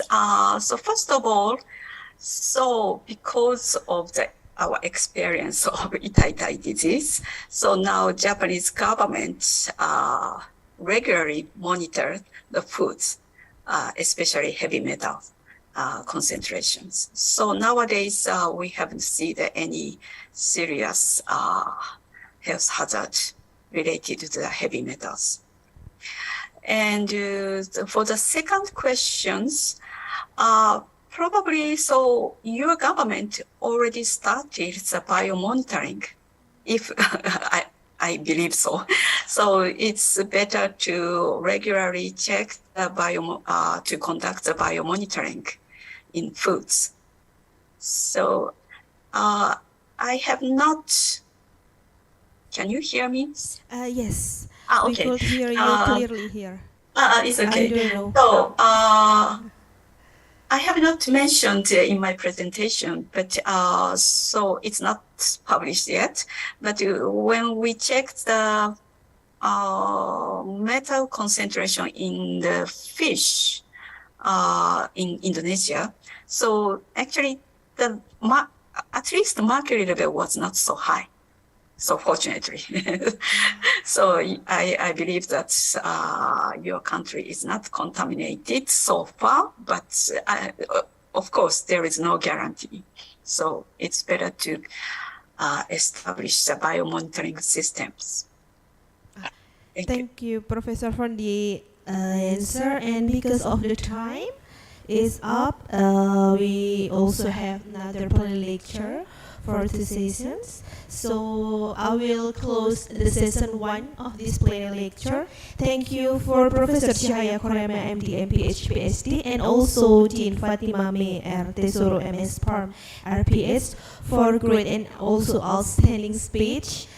Before that, we will give you a electronic certificate. First, for Professor Cahaya Koriyama, MD, MPH, PhD, please the committee share the certificate. Okay, here's the certificate. We will do documentation first. Okay, the documentation starts from 1, 2, and 3. And the second certificate we will goes to Dean Fatima May R. Tesoro, MS Farm, RPH. Please the committee share the certificate of Dean Fatima.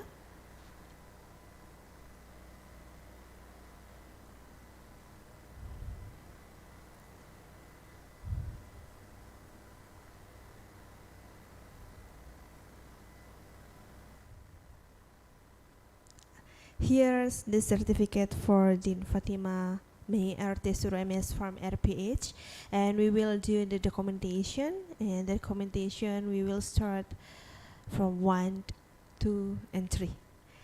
Thank you, Professor Koriyama and also Dean Fatima, for your time and your great knowledge about heavy metal hazard, and also about the extraction and screening in plant agro-based traditional medicine using microarray-assisted technology.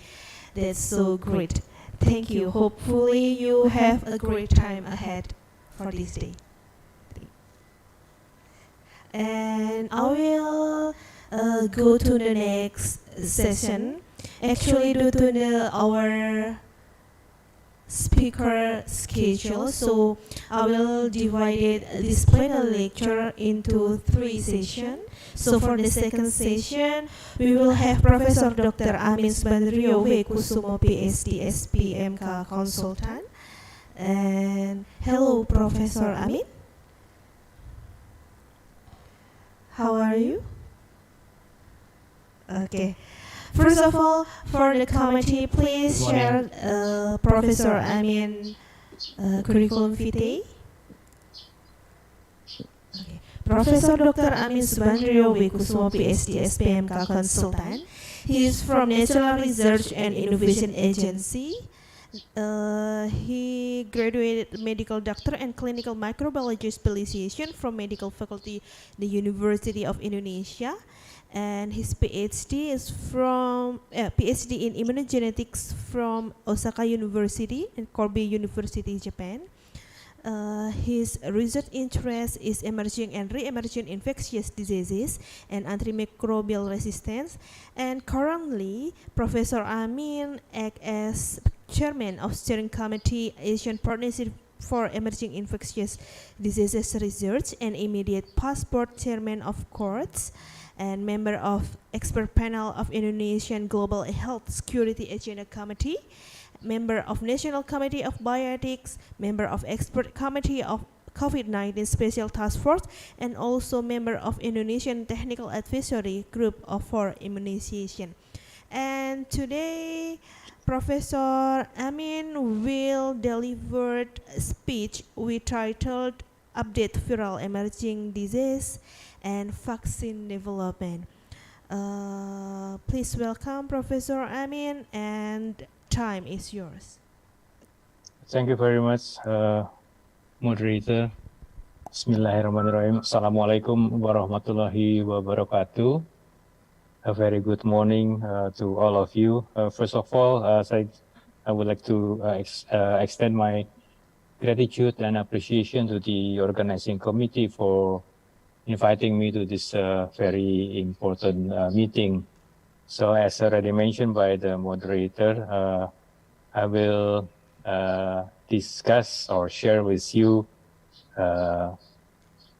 not very new information probably, but yeah, just as refreshing.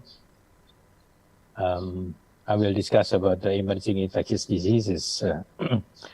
Please allow me to share my slide with you.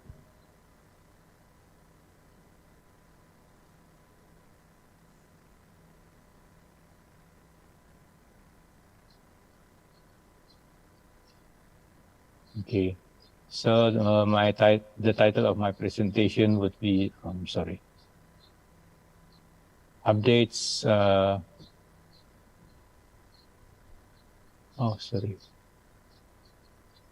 Update on viral emerging diseases and its vaccine development. Okay, so by definition, emerging infectious disease, as mentioned by WHO, it is an emerging disease that happen or appear in a population for the first time, or that may have existed previously, but it is rapidly increasing in incidence or in particular geographic area. And beside definition of emerging infectious disease, we recognize also the term public health emergency of international concern, or abbreviated to FAKE. The definition of FAKE is an extraordinary event which is determined to constitute a public health risk to other states through the international spread of disease and to potentially require a coordinated international response. So those two definitions should be well understood by everybody before we discuss about any possible threat from the diseases. Yeah. So if we look at the history, we have actually the timeline of FAKE. It started in 2009 when there was a swine flu caused by H1N1 virus, then followed by polio 2014, and then Ebola, and then Zika in 2016, Ebola again in 2018, then 2020, the COVID-19 that we experiencing now, and the latest one is the monkeypox. Those diseases or outbreaks are already declared by the WHO as a public health emergency of international concern. Actually, many years ago, it has been already predicted that the future pandemic could be caused by one of the these diseases or these microbes. Yeah, and 70% of the possible pandemic is actually zoonotic, originated from animal or transmitted from animal to human or vice versa. As we could see from this very busy picture, there are some viruses that has been already identified, and in fact, we experience the problem with that virus. For example, SARS, Ebola, and then monkeypox, human monkeypox, and so on. So hopefully, the other viruses will still under control and will not cause any problem in the future. Influenza pandemic, for example, we experienced the influenza since probably 100 years ago, when we had Spanish flu caused by H1N1 that has killed between 20 to 100 million people worldwide. And after that, many outbreaks or international event that caused by influenza. In 1918, and then up to 2009, when we had again H1N1. So we could see that even after 100 years, the similar virus could cause problem worldwide. And also Ebola pandemic, although Ebola pandemic is so far only limited to in some country in Africa, but as we could see from other, this picture showed us that area under the dash line, actually the area where the bats, we understand that Ebola virus is brought by the bats. Yeah, so the same bats actually could fly from this area, Africa area, to Southeast Asia, even until Australia. So it is potentially, we understand that potentially the Ebola could spread from one continent to other continent. Yeah. Okay. Oh, sorry. Other situation that has been already experienced in the past was SARS. It happened in 2003, although at the time the number of victims, quote unquote, only around 4,000, but it has already made a panic worldwide. You could imagine, at the time we have already so afraid, about the situation. But in fact, currently we experience the COVID-19. The number of cases is much higher than that caused by SARS, the first SARS. Yeah. Okay, avian influenza in 2003. Yeah, in Indonesia, I remember very well in 2003, 2004, when we discovered the first human case of avian influenza in 2005. Yeah, in one part of Jakarta. Then the situation also become very bad, because the virus also spread to many countries all over the world. Again, H1N1, as I mentioned before, it's been caused outbreaks several times, and it has been affecting many countries, even to bigger countries, like US, Australia, China, and so on. Yeah. The last outbreak has been reported in 2009. Yeah. So then MERS coronavirus appeared in between 2012 and 2015. Yeah, we have been so afraid. Why? Because the MERS coronavirus is originated from Middle East, but it is potentially spread to our country as well. Why? Because we have routine activities, actually. About more than 150,000 Indonesian people visited every year for Hajj, to Middle East. and almost 5,000 Indonesian also every day go to that same area for Umrah. So we could imagine that the movement of people could potentially expose those travelers to MERS coronavirus. Yeah? Oh, sorry.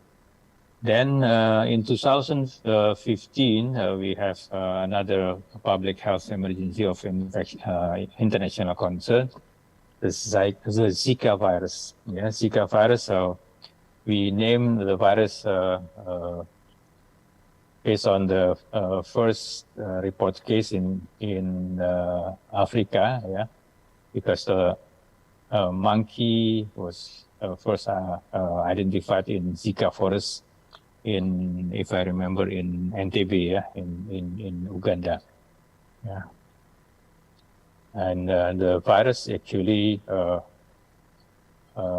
transmitted by factor, the mosquito, the same mosquito that also act as a factor for dengue virus. And the mosquito also live in the same area, the tropical area. We call it dengue belt, around the tropical area. Yeah. Okay.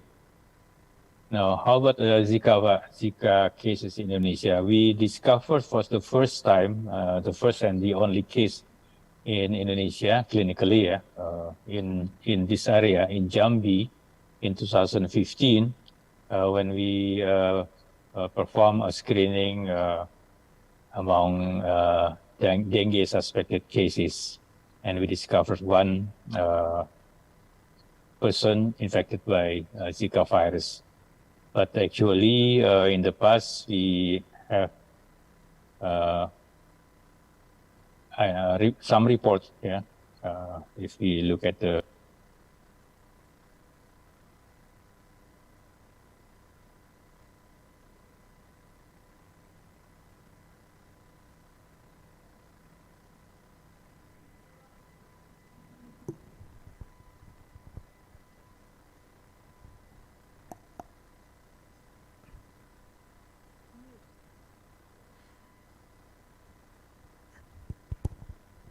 Pardon, Professor Amin, that your speaker is mute. Please unmute your microphone.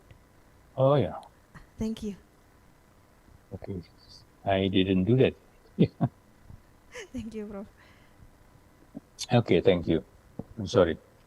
Yeah, but based on a serosurveillance study, we discovered that actually many people from several area of Indonesia has been exposed to Zika virus because we identified that they have antibody against Zika virus. Okay.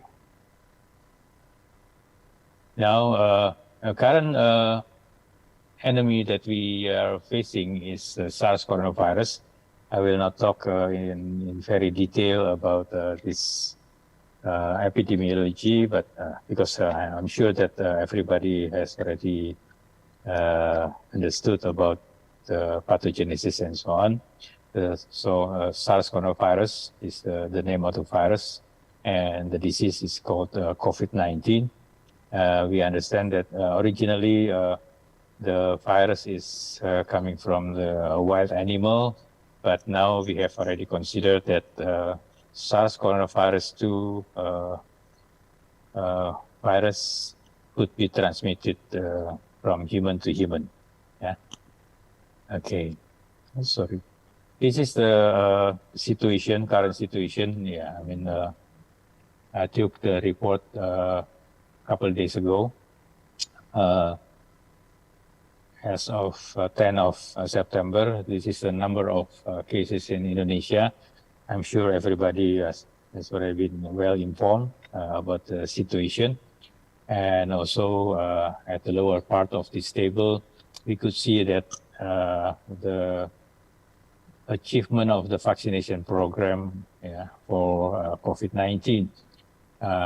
More than 200 million people has been already vaccinated for first vaccination, and then about 171 the second vaccination, and about 60 million the third vaccination, but the fourth vaccination is just only about 400,000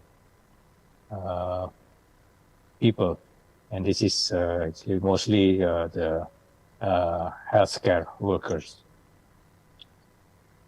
About the SARS coronavirus 2, this is the molecular data of the virus. If we look at the phylogenetic tree of the coronavirus in Indonesia, we could understand that the currently circulating virus is the Omicron, and the Omicron is not the same origin of Delta variant. We understand that last year, mid of last year, we experienced a very severe situation caused by Delta variant, but the Omicron actually not descendant or derivative of the Delta variant. The Omicron actually originates from different variant, so different from Delta variant. So if we use the GIS8, we could see that most of the virus isolated currently, more than 90% actually belongs to Omicron group. As also mentioned in the right side graph, about almost 90% is caused by the Omicron BA5.2, and then about 6% of 5.21, and then about 3% caused by another BA. So totally actually more than 90% caused by Omicron. Of course, still some small amount of other variants are circulating. Okay, how about the situation in the world? We are now in the situation that already much better compared to several months ago. For example, if we compare to end of last year or beginning of this year, of course we still experience some peaks, but in general, we could identify that the number of cases reported are decreasing. So the situation is getting better. Hopefully, it will.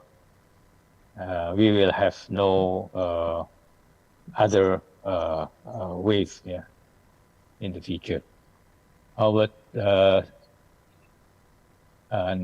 comparison of number of cases and deaths? We could see that some part of the world are still having serious problem, of course, because the number of cases are also still high. The similar situation with the number of deaths per 100,000 population, as reported in this week, up to 4th of September 2022. Okay.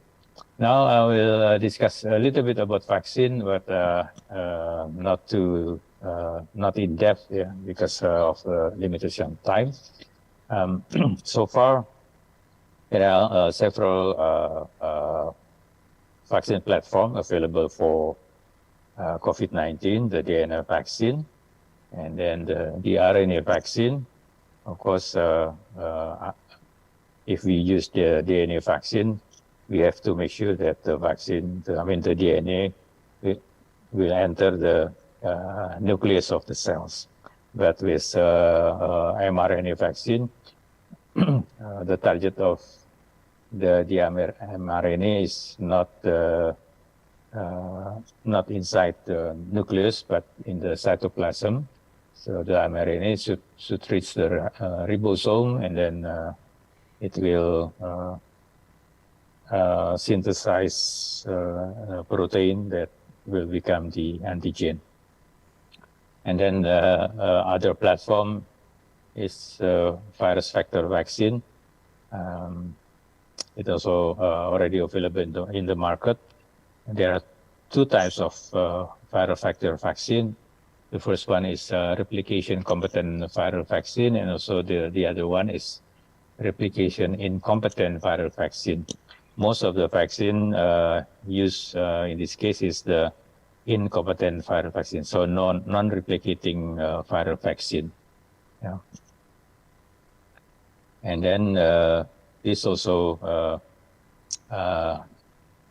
another platform of vaccine that using the inactivated whole virus. Yeah, I think this is, the vaccine that has been used in Indonesia from the first time, yeah? Particularly for the first and the second injection. And then other platform is using the protein recombinant, targeting the subunit vaccine. In this case, using the spike protein as well as the nucleocapsid protein as the antigen. Okay. Yeah, I will not discuss about the immune response, but these are some factors that could influence or impact the vaccine effectiveness. The first one is the host factor, yeah, including the age, comorbidity, prior exposure, and also time since vaccination. But other factors is vaccine characteristic, yeah. The mode of delivery, and also whether it is live or inactivated virus, or vaccine that contain some adjuvant. But other factors, this is also important. We understand that the virus is very clever because it mutates continuously. So we understand that there are many variants, yeah, circulating, and even virus circulating in different countries. They have different type of variant. So the mutation will cause different clades and also different variant. Okay, yeah, I will skip this slide because it's a little bit complicated, but it shows us that when we develop a vaccine, there are several steps needed, and that's why we cannot make vaccine just in 1 or 2 weeks. Yeah, we need sometimes, yeah, more than 6 months. Yeah. Usually we need about 1 or 2 years to develop vaccine in pandemic situation. Yeah, in normal situation, probably we would need 5 to 10 years to develop a vaccine. Okay, in Indonesia, just very recently, the president has already declared that 2 of the vaccine candidates has already finishing the third phase of clinical trials, and the president gave the name Indovac and Inavac. Yeah, hopefully those 2 vaccines will be available in the market by the end of this year, so we could enjoy to use the vaccine made in Indonesia. Okay, now in the last part of my talk, I will discuss about the monkeypox. This is the the latest public health emergency of international concern has been declared by the WHO. Yeah. This disease is called monkeypox because, it's truly that it has been discovered first in monkey, a couple years ago, and then also then discovered mostly in Africa, in the west part of Africa as well as Central Africa. Yeah, there are two clades of monkeypox actually. This is the virus. The monkeypox is caused by pox virus. Pox virus is different from coronavirus. Yeah, it has no corona. Pox virus belongs to the largest virus. Yeah, if for example, SARS coronavirus 2, the size is only about 10,000, 12,000. No, about 30,000 base pair. Yeah, but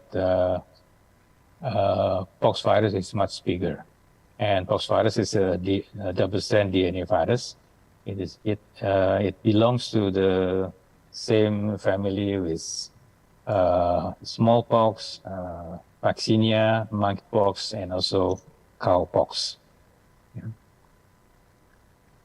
Okay, and actually, monkeypox has been in existence from many years ago, and it has caused some outbreaks many times. As we understand that smallpox has been declared eradicated in 1980 by the WHO, but after then several incidents of monkeypox outbreaks has been documented. For example, 97, and then in 2003, 2016, and so on, and again in 2019. Actually, this is before the COVID-19 pandemic. But after the pandemic, actually, the monkeypox has already flared up, and we could see that. This is the list of countries that experience the monkeypox. The date indicates the first confirmed case in each country. For example, in May, 21st of May, 2022, Israel has reported the first case, and so on, followed by UAE, and then Singapore, South Korea, and so on, and finally in Indonesia, just very recently, in 20th of August this year, the first case of monkeypox in Indonesia has been reported. And in the world, the monkeypox, the human monkeypox, has been already transmitted to almost every country, as we could see in this picture. It spreads from some European countries to US, to South America, to Australia, to Asian countries, including Indonesia. So we could see that monkeypox has already fulfilled the requirement to become public health emergency of international concern. All right. I would like just to share with you about the lineage of the monkeypox, human monkeypox. If we remember, the coronavirus also has some variants, some lineage. So Similar also happened in human monkeypox, although not as extensive as the SARS-CoV-2. Yeah, there are two clades, clade 1 and clade 2, and clade 2 also could be divided into 2B and 2BA and so on. Yeah, so many lineages actually. The left side picture actually show us the switch from one lineage to another lineage, with time. For example, from May 2022 up to now, September 22, the dominance of a particular clade also changed time by time. Now we have this the P14, as the dominating lineage of monkeypox.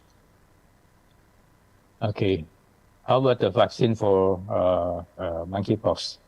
Currently, there is no specific treatment as well as vaccine available for monkeypox in the market. Yeah, although in some country they have already two available vaccine actually, but not available commercially, and the amount is very limited. I will show you later. And luckily, actually, vaccination against smallpox has been proven to be about 85% effective in preventing monkeypox. So those who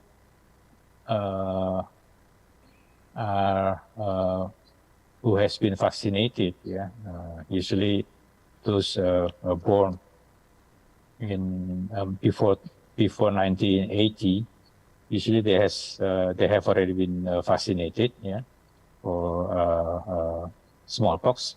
So it is already protected, or could be protected from monkeypox.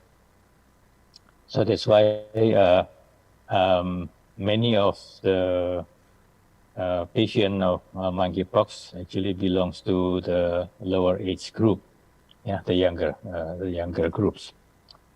Okay, and data has shown that those that has been already vaccinated, usually clinical symptoms are milder compared to those who are not vaccinated yet. Okay. The question is, who should get vaccinated? I took this data from US, from CDC, because again, in Indonesia there is no, I think also in other ASEAN countries, we don't have specific vaccine for human monkeypox virus. So to answer this question, there are some guidelines. Actually, if someone has been identified as a close contact of someone with monkeypox, it is considered should be vaccinated, if available. If someone has sex partner in the past 2 weeks, and that the person has been diagnosed as monkeypox, again, it could be vaccinated. Also, in addition, if someone has a particular lifestyle, because just has been published, actually monkeypox also could be transmitted from man to man that have been making sex to each other, then the risk is higher. So for those who are having that activities, it is recommended to get vaccinated. Okay, I think that's I could share with you this morning about the emerging infectious diseases and vaccine. But the final message is actually we don't know what will be the next pandemic. However, we have to be prepared, yeah, to anticipate the vaccine. So we have to have the capacity of predicting. We have the capacity of detecting, and we have the capacity to respond to the pandemic, yeah, in the future. So thank you very much for your kind attention. Assalamualaikum warahmatullahi wabarakatuh. Thank you, Professor, for your excellent speech. We will go directly to the discussion sessions. So we have several questions from the Zoom chat here. The question number 1 is from Dr. Emma Sulistianisi from the University of Jember. First is, it seems that emerging infectious diseases mostly are caused by virus. What could be the possible explanation for this? And the second question is, learning on how the disruption caused by COVID-19, what should we prepare on controlling the next possible EID? Time is yours, Professor. Okay, thank you very much. The question, very good question. Why most of the threat is coming by caused by the virus? We understand that the virus is a small microbes, yeah, with simple structure compared to bacteria, for example, or fungi, yeah. So that's why it could first it could spread more easily. Second one, it could mutate easily, yeah. So the third one, the virus could jump easily from animal to human or vice versa, yeah. If we remember one of my slides, it's showing that the virus is coming from the animal, and then from the animal jump to human. Yeah, probably at the beginning from human back to animal, but after several circle, then the virus become a human virus. So that's why it is one of the explanation why a virus is more possible to become the cause of next pandemic. Yeah. Although some other group has already reminded us that possible pandemic also caused by antimicrobial resistant bacteria. Yeah. But it's a little bit different story actually.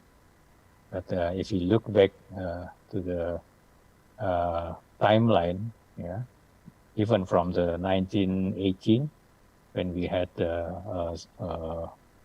swine flu, yeah, 100 years ago, yeah. So most of the outbreak or most of the public health emergency of international concern is caused by the virus, and also not only virus but zoonotic viruses. Then the second question is disruption caused. Yeah, but learning on how the disruption caused by COVID-19, what should we prepare on controlling the next possible EID? Yes, as I mentioned in before I closed my presentation, we have to make sure that we have the capacity of predicting the situation, and then the second, we have the capacity to detect if something happened, Yeah. The third one, we have to establish or develop capacity in responding to the threat. And actually, there is a number. The fourth capacity is reporting. So don't forget to report if something happened in your place. If you observe something strange in your environment, something unusual, so please don't hesitate. Don't be hesitated to report to the local authority. Yeah, hopefully it's not just a simple situation, but it could happen that, for example, what happened in China in early late 2019, yeah, in Wuhan, when something happened in the market, yeah, then the local authority could made immediate response because they have already the capacity, those capacity in detecting, in responding, and also in reporting. Okay, there is another question. Actually, Professor, due to the other speakers' schedule, so Alright. today's discussion is over. Probably we could send you the question by email, Professor. Sure. Is it okay for you? Thank you. Thank you, Okay. Professor, for the Thank you very outstanding much. speech. Yeah. Thank you for the outstanding speech. And before that, we would like to give you a certificate for your speech. Please, the committee show the certificate for Professor Amin.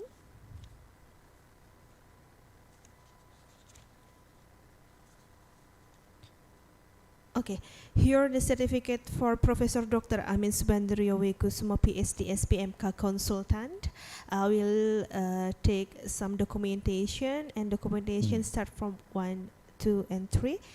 Thank you, Professor Amin, for your great speech, and also thank you for your time for today. I will go to the next speaker. Thank you very much. Yep. All right. Thank you, Professor. Please allow me to leave. Yeah. Thank you. And I will go to the next speaker for this plenary lecture. The next speaker is Miss Dewi Nur Aisyah, SKM MSc PhD DIC. She is from Indohood. Please committee share the curriculum vitae of Miss Dewi. Yep. Miss Dewi Nur Aisyah, SKMMC PhD DIC from Indohood. She's got her doctoral degree from University College of London, United Kingdom in 2018, master degree from Imperial College London, and bachelor degree from Universitas Indonesia. And now she is working as honorary senior research associate at Institute of Epidemiology and Healthcare, University College London, and head of primary care tribe and health informatics expert at Digital Transformation Office, Indonesia Ministry of Health. So please welcome Miss Dewi. Hi, Miss Dewi Nur Aisyah. How are you? Hi, good morning. Hi, good morning. Where are you now? Jakarta or? Yes, I'm in Jakarta. How is Can you hear me Jakarta, clearly? Miss Dewi? Yes. How is Jakarta right now? It's good as usual. Traffic everywhere. Traffic. Okay. For today's speech, Miss Dewi will deliver the speech with title "Lesson Learned from Pandemic." Is it correct, Miss Dewi? Yes, correct. Yep. And for that, the time is yours. Okay, thank you very much. Well, hi, good morning, everyone. It's truly a pleasure for me to provide presentations to you regarding managing emerging viral diseases as the COVID-19 pandemic. Because of my previous experience, mostly related with COVID-19 national hospitals, I would like to share with you the lessons learned that we got, especially probably mostly on digital health transformations, as well as the utilization of digital information in controlling COVID-19 pandemic. So I think Professor Ami has already explained to you about there are numerous emerging and re-emerging infectious diseases, let's say in the last 20 years. What I would like to say this is a disease of tomorrow. We never know from whence they will come. And we have already experienced a lot and new emerging infectious diseases as well as re-emerging infectious diseases. Speaking of COVID-19 in Indonesia, we still remember the first case of COVID-19 in Indonesia was emerged on 2nd of March 2020. And you can see from this graphic how fast it spread across Indonesia. It only took 34 days of the virus to spread across the 34 provinces in Indonesia. This is the spatial analysis of COVID-19 spread across 415 districts at the beginning of 4 months of the pandemic. You can see the green area represents area do not impact the COVID-19, but as the times move on, let's say at the end of the 4th month, I think almost every district and cities in Indonesia have already been infected. This is a global situation. We can learn about 609 million cases have been emerged across the globe. And in Indonesia itself, we have around 6.3 million of COVID-19 cases, where we got the active cases around 31,000. So this is one of the lessons learned that I would like to explain it to you. One of the key things to do in controlling the COVID-19 pandemic is strengthening the pentahelix collaborations. When we are talking about COVID-19, it's not only about Ministry of Health. We are talking about a lot of institutions, a lot of sector that have been involved as well. So the pentahelix collaborations, and at the end of the collaborations, it will be community-based. It can't be only from the government sector. We need to engage the private sector, community sector, academicians, as well as the media for education, socializations, and mitigation. This is the president instructions stated to every governors in Indonesia that they need to collaborate between districts, cities, provinces, as well as the central government, working on together to curbing the COVID-19 cases in Indonesia. So this is the second lesson learned I would like to share with you. If you still remember, at 2020, one of the approach that we use is gas and break, which is gas and ramp in Indonesia, towards MPAC, it's Masyarakat Produktif and then Aman COVID, so productive and safe community from COVID-19. This is quite interesting because when several countries still considering when we need to shut down the mobilizations of the community, when we have to open again the economic situations, so Indonesia is using the approach of gas and break when we will consider the situations of the health indicators, as well as how the economic situations can also be considered. So in here, we see there are several steps to be done, starting with controlling COVID-19 pandemic. We would like to see the number of cases decrease over time. We would like to increase the health resilience, let's say by having improve and strengthening the capacity of laboratory, the capacity of the hospitals, and then we will be in the middle of the journey, and we would like to have the community who can still productive but also safe from COVID-19. And to do that, we need to encourage the community to usually implement the health protocol compliance and having the transformation based on the pandemic situations. So this is the kind of the metrics that we use to calculate the impact of the economy as well as the risk of transmission. So we can separate it, let's say some economic situation in which part and how the risk of transmission. So you can see where it has a low risk, also as the low impact, as well as the high risk and the high impact. So this is the metrics that we use for the gas and break approach and strategy in Indonesia. So the lesson learned number 3 is about the utilizations of information system for pandemic control.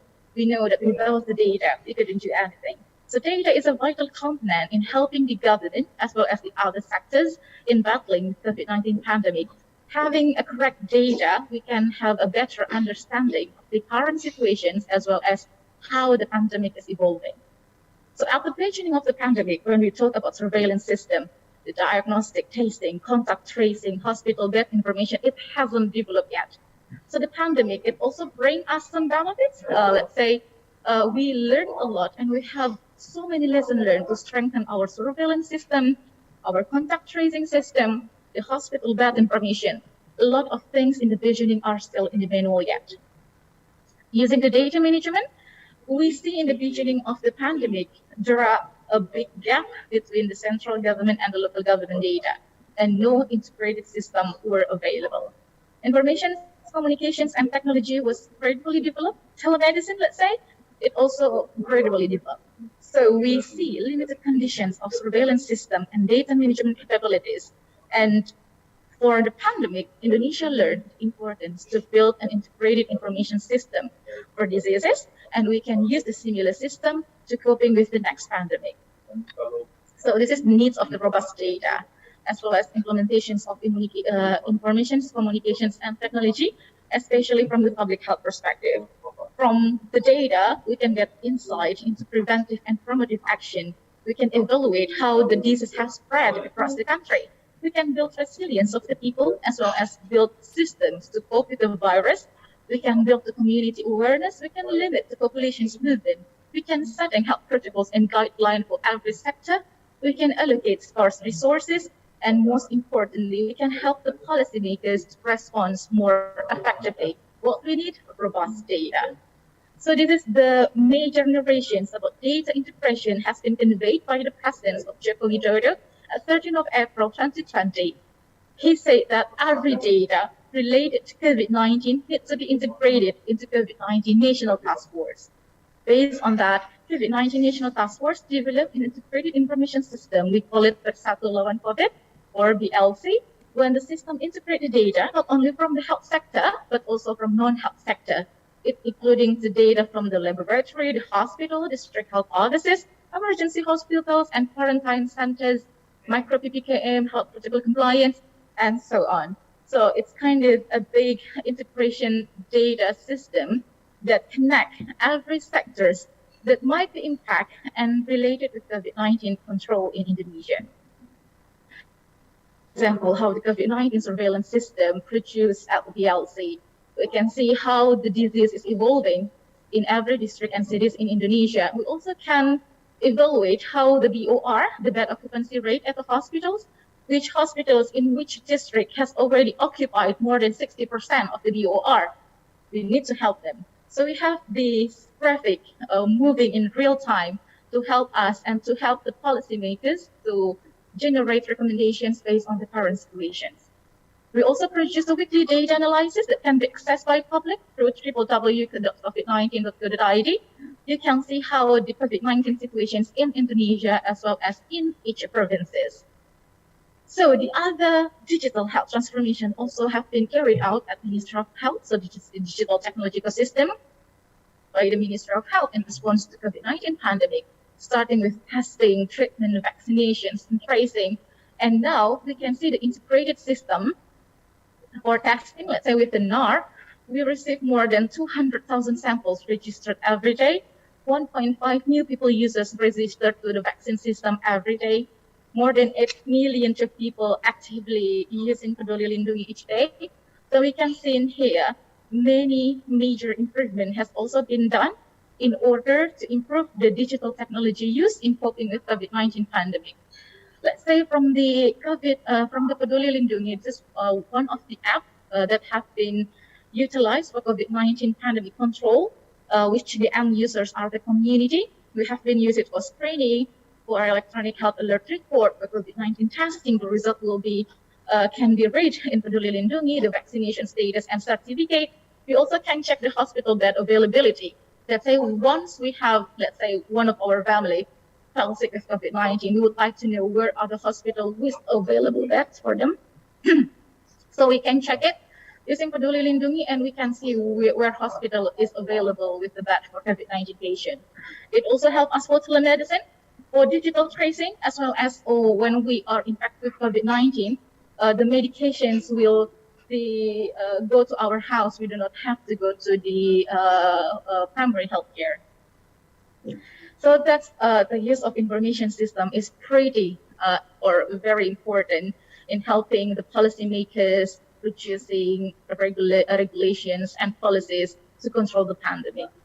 So the other strategy and lesson learned that we have had, especially on the beginning on 2020, we utilize the public health indicators as navigations of risk zone mapping. Based on these indicators, we can measure which district or cities have higher number of cases, higher number of mortality, and a higher BOR at the hospitals. So this is the list of the public health indicators that have been used, and we produce these risk zone maps, which will indicate how the COVID-19 situations for each areas. And based on this, regulations will be adjusted. Let's say for areas with red zones, you could not open the school for 100%. Might be it will be closed or it will be 25%. It will be depend on how the situation and pandemic going on in Indonesia. So we use this. And at 2021, we use the indicator level of PPKM, the PPKM, that will be a reference for district and areas in having the situations and knowing the condition of COVID-19 pandemic in their area. So that's the 4 lesson learned. The 5th one, I have already told you about Persatu Lawan COVID, not only for integrating data on health sector, but the other important feature is as a tools for health protocol compliance monitoring at the community. So you can see in here, this is the health protocol compliance monitoring system. The system run in real time, and you can see how it automatically reads data and produced graphic and maps and updated the numbers. And we engage more than 500 police officers, military staff, behavior change ambassador to evaluate implementations of health protocols among community. More than 800 million of people have been observed across 514 districts and cities in 34 provinces, and we receive more than 1 million reports per day. And it is completed with pictures. So we knew how the conditions of health protocol implementations at specific places, let's say in the mall, in the schools, in the offices, we get report from the police officers and military staff in the field. We created a dashboard to monitor the reports and the performance of the staff from the military officers, from the police officers. And until today, I think the number has gone up to 1.8 billion of reports have been collected. It's not million, it's billion report, it's milliard. 1,6 million data has been recorded to evaluate how the health protocol compliance have been done in Indonesia. And every week we produce the report how the health protocol compliance situation in each district and cities for wearing masks or physical distancing. We generate the report and it can be accessed by public using covid19.go.id. And the utilizations of PLC have been expanded not only to measure the individual and institutional compliance, but as well as for justizia operations by Polri, for behavior change program, for compliance during election. And it's quite interesting because at the end of 2020, Indonesia has the general election that have been carried out in more than 200 districts and cities. We use BLC as a real-time monitoring tools to see how the health protocol compliance carried out during the election. And on 2021, the president instructed us to have the micro PPKM, and BLC also has been used to monitor how the micro PPKM has been carried out at the community level. So I would like to continue the lesson learned. One of the strategy that also have been implemented in Indonesia, which is quite different with other countries, is having micro PPKM implementation, the micro scale activity restriction, which is implemented at the lowest administrative level until RW, RT, and in the villages. So you can see in here when we have the collaborations and coordinations, not only at the national level, but also at provincial, district, and cities, as well as the sub-district and the villages. At the villages, certain people built up the COVID-19 command post, we call it POSCO, and in there, many people came from different backgrounds, helping us to control the pandemic at the lowest administrative level, which is at the village level. So this is as descriptions how the DLC capture how the micro PPKM has been carried out during the pandemic, and it has been one of the strategy. The system collect the real-time reporting system. We knew who is reporting, and then we can record how many COVID-19 command post, POSCO establishment, POSCO performance, the logistic and justiciar operations. So this is the very unique and a very important things that we learn when we analyze the data at the very, very micro level. At the beginning, we only evaluate the data at district and cities level. But let's in here, when we would like to measure the health protocol compliance, and we have the micro PPKM in place, we can generate the analysis up to sub-district level. This is quite interesting. Not every yellow area is yellow. Some of them were red. And when we analyze the data up to village level, it's getting more interested. We can see which villages are still red. It means the compliance level below 60% of wearing mask or physical distancing. So having micro scale implementations is very important. We also can see which area, which villages still having lower compliance. And then we can increase the accuracy of the places for intervention for the police officers. So it really helped us to control the pandemic at the lowest community level. So this is kind of the report that we received from the police officers, from the military staff. You can see in here, this is the education socialization of 3M, the mass distributions, how they enforce this discipline, the compliance, as well as the other reports. They not only report what they have been done, but also the pictures to ensure the reports is validated. They are valid. So the lesson number 7, this is also important. At COVID-19 National Task Force, as I told you in the beginning, one of the key things is pentahelic collaborations. One of the pillars is about media. So we also recruited the behavior change journalists to foster the implementations of health protocol compliance using the journalists.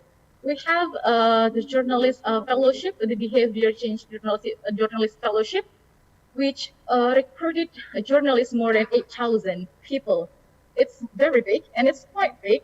And what they've done is they promote the health protocol compliance. Why is it important? What should we do when we're dealing with COVID-19 pandemic? And let's say until the end of 2021, we managed to produce more than 500,000 of news, which distributed through television, radio, internet, or a printed newspaper. We recruited more than 7,000 of journalists. And that's why I told you engaging media as well is very important, because people learn and people know which one is false, which one is true, based on the news that also playing part by media. And the 8th lesson learned is about behavior change ambassador to mobilize the behavior change at community level. So one of the focus as well from the COVID-19 National Task Force is how to foster the behavior change. So we recruited behavior change ambassador, and we have more than 170,000 behavior change ambassador. It comes from Pramuka, Ibu-Ibu PKK, university students. They help us as a motor for behavior changes in their community level. So they have educated more than 61 million of people. And we also evaluate, are they committed to do the health protocol compliance? Do they accept the concept of the 3M, let's say? And we also measure how many of them reject the health protocol compliance. It's pretty interesting because what they engage is usually the village leader, let's say, and then religious leader, usually what the behavior change ambassador approach. So the next lesson learned is about the utilizations of COVID-19 emergency hospital and centralized quarantine, or Icatd, we call it, isolasi terpusat, for COVID-19 patients. So this is the distribution. We knew that if everyone who are sick go to hospitals, the hospital couldn't cope with the number of patients. So that's why one of the strategies that have been carried out by the government is providing the centralized quarantine. It can be at the village level, it can be at district or cities level, it can be at provincial level. But the important thing in here is we separate the patients who have the mild symptom and who have the medium or a very severe symptom. Those who have severe symptom, of course, need to go to the hospitals. But for those who have mild symptom or asymptomatic as well, they will be quarantined at the centralized quarantine centers or at the emergency COVID-19 hospitals. So we separated. That's how we can manage very high number of populations with the limited number of infrastructure such as hospital in Indonesia. This is the last lesson learned that I would like to share to you. So one of the things that we learned as well from COVID-19 is about the human health resource capacity. When we are talking about COVID-19 pandemic, we really lack of number of tracers. We recruited the tracers, but it's only 8,000, and it's very few. And when we compare it to the number of population that need to be traced, so strengthening human health resources capacity is very important. We also learned how epidemiology has shaped the COVID-19 pandemic. It also has been published at the Nature's third progress report, how epidemiology has provided insight on how the disease has been evolving in certain areas, risk factors, what to do, how to control the pandemic, and so on. So the human resource capacity strengthening is very important as well. It's part of the COVID-19 lesson learned that we had so far. I think this is the end of my presentations. I would like to highlight the ultimate objective of health information system is not only to gain information, but how we can improve our actions. I think that's all from me. Thank you very much for your attention. Back to the moderators. Thank you, Mrs. Dewi. Please unmute.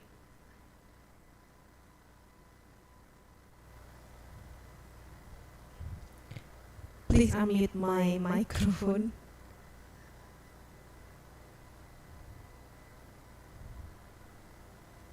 Okay, thank you, Mrs. Devi, for your amazing speech about COVID-19, especially in Indonesia. We already have several questions here, and we have a participant that we will ask in here in auditorium as offline. Yeah, Dr. Sela, time is yours. Okay, thank you very much, Dr. Pulang. Good morning, Ms. Dewi. I want to ask about one of the policy you shared before regarding the gas and brake policy. So how to efficiently and quickly execute this program, especially in the rural or the small city area like in Jember, since usually since the policy regarding COVID-19 in the university is usually we wait and follow the policy in the ministry, but usually it's a little bit late. So when the policy has been settled and arrived here, usually there are already some clusters formed. So usually it's a little bit late. So when we get the information like how to help the offline activities, usually we already have a lot of casualties here. So how to efficiently and quickly execute that program? Thank you. Thank you, Dr. Sela, for the great question. So, Mrs. Dewi, the time is yours. Okay, thank you very much for the questions. Yes, I believe one of the limitations of decentralized system is sometimes it can delay information to go up to, let's say, up to the district or cities level, or even up to the villages level. So that's why one of the solutions also that have been approached is using the media. So what we had, if you still remember, at 2020, usually every week, so weekly, we will have an announcement of which provinces, which districts is still having, let's say, a red zone. Is this yellow? Is this green? This is for your precautions. And I believe the policy itself is evolving.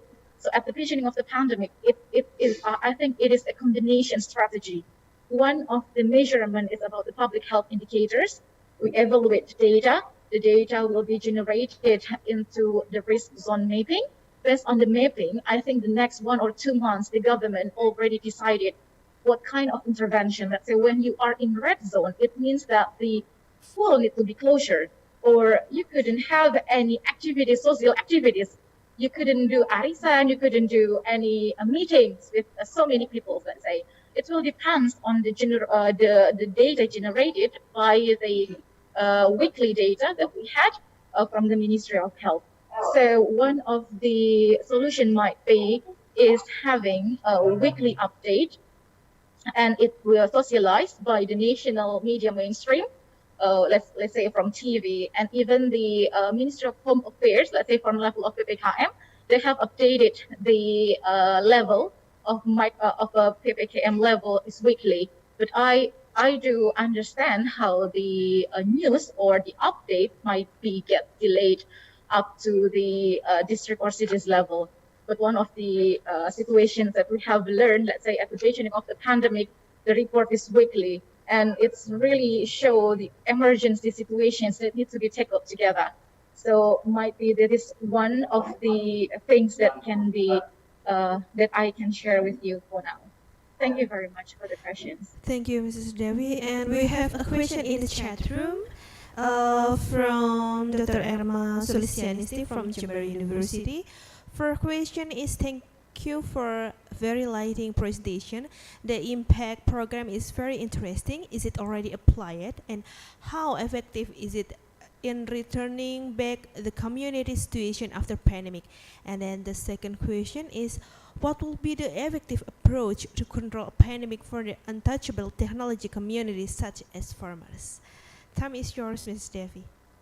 Yes, thank you very much for the question. This is very interesting because the MPAC, it takes some time until, let's say, every district and cities can adopt the regulations, they can obey the regulations. That's what I say. It has to be applied, yes, it has been applied. Since 2020, we use the public health indicators generating the resource mapping, and then it will be integrated into several regulations, like what I told you, like the school, is it can be open, is it should be closed, is it open for 25%, is it 50%, or if you still remember the number of working from office, how many persons of the workers can come to the offices. It really depends on the risk zone mapping that have been generated at the district or cities level. The next one, in 2021, we also have the PPKM level monitoring. It also generated at the district and cities level, and it also integrated on how the economic situation should be adapted. How many people can go to the office? How many percent of students can go to school? It also implemented. So this is one of the implementation of MPAC. So we would like to implement how the community still get productive. They still can do the activities, but we still limit the number based on the COVID-19 situations in the area. The second question is about how can the farmers, let's say, who might not know about technology, they do not watch TV, how we can educate them about the COVID-19 pandemic. I believe this is one of the challenges as well for Indonesia. Even we have already campaigned about 3M, wearing masks, distancing, hand washing. Not everyone understands about it. Let's say a farmer at the village or at the villages level. What is Corona? They don't know what Corona. And that's why one of the strategies about Pentahelix collaborations is engaging people who really engage with the community, with Ibu-Ibu PKK, with the cadres, with Pramuka, with students, so they can educate the people, especially who live in the villages, about what is the pandemic, why I need to do the 3M, why is it important. This is one of the challenges as well. And in behavior change ambassador, they also have the guideline of the health critical compliance in 27 languages. So we also adapt with the number of languages across Indonesia. I forgot, is it 67 or 27? I forgot, but I think more than 60 languages have been translated the guideline of the health critical compliance. So it can be understood by a lot of people across the areas with different languages. But I believe this is also still a very big homework for a big country like Indonesia. That's why we need to engage everyone from every sector to educate the similar campaign about the importance of health critical compliance in Indonesia. That's from me. Thank you very much. Thank you, Mr. Devi. Wow, that was holistic and also comprehensive answer for the up-to-date of the COVID-19, especially in Indonesia. And thank you for your speech. Actually, the time is up, so I will give the certificate for Mrs. Dewi. Please, the committee. So the certificate for Mrs. Dewi.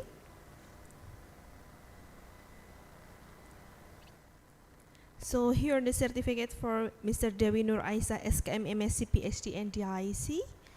I will take the documentation for it, and documentation start in 1, 2, and 3. Okay, thank you, Mr. Devi, for your time, your sharing. That's so holistic. That's so outstanding for us to know the up-to-date for COVID-19, especially in Indonesia. Thank you for your time. Have a Thank you very nice much, day. and Yeah. thanks for attention. Yeah. Thank you very much. Thank you. So we will go to the next speakers. The last but not least, Professor Peter Lundqvist, PhD from Swedish University of Agricultural Sciences. Hello, Professor. How are you? Fine. I'm very good, thank you. Very glad to be here. Glad to hear that. Okay. Before that, I will read your curriculum vitae. Please, committee shows the curriculum vitae of Professor Peter. Yeah. Professor Peter Lundqvist, PhD from Swedish University of Agricultural Sciences.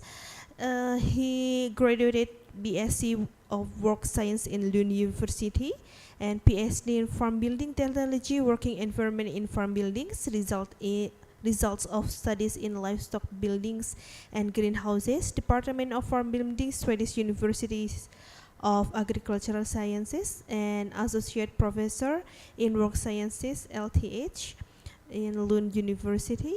And now he is a Professor of Work Science in Department of People and Society, Department of Work Science, Business Economics, and Environmental Psychology in SLSU. And she was a Managing Director of Swedish Center of Agricultural Business Management in Swedish University of Agricultural Sciences. And today, Professor Peter Lundqvist, PhD, will give a speech about ergonomic in agricultural Swedish in international perspective. Is it right, Professor? Yes. Yep. Yeah. So welcome, Professor Peter, and time is yours. Okay, I'll try to share my screen here. Yeah. So, Yeah, we can see your slide here. you can see it there. Yep. We can see Is it your okay? slide and your sound is audible here. It's okay to show like this? Yes, is it okay, Professor? Oh, okay. Thank you. Because I don't see it as you do, I must say. Okay, I'm very honored to have this chance to talk a little bit about ergonomics in agriculture from a little bit of Swedish perspectives, but also looking out of the international perspectives a little bit.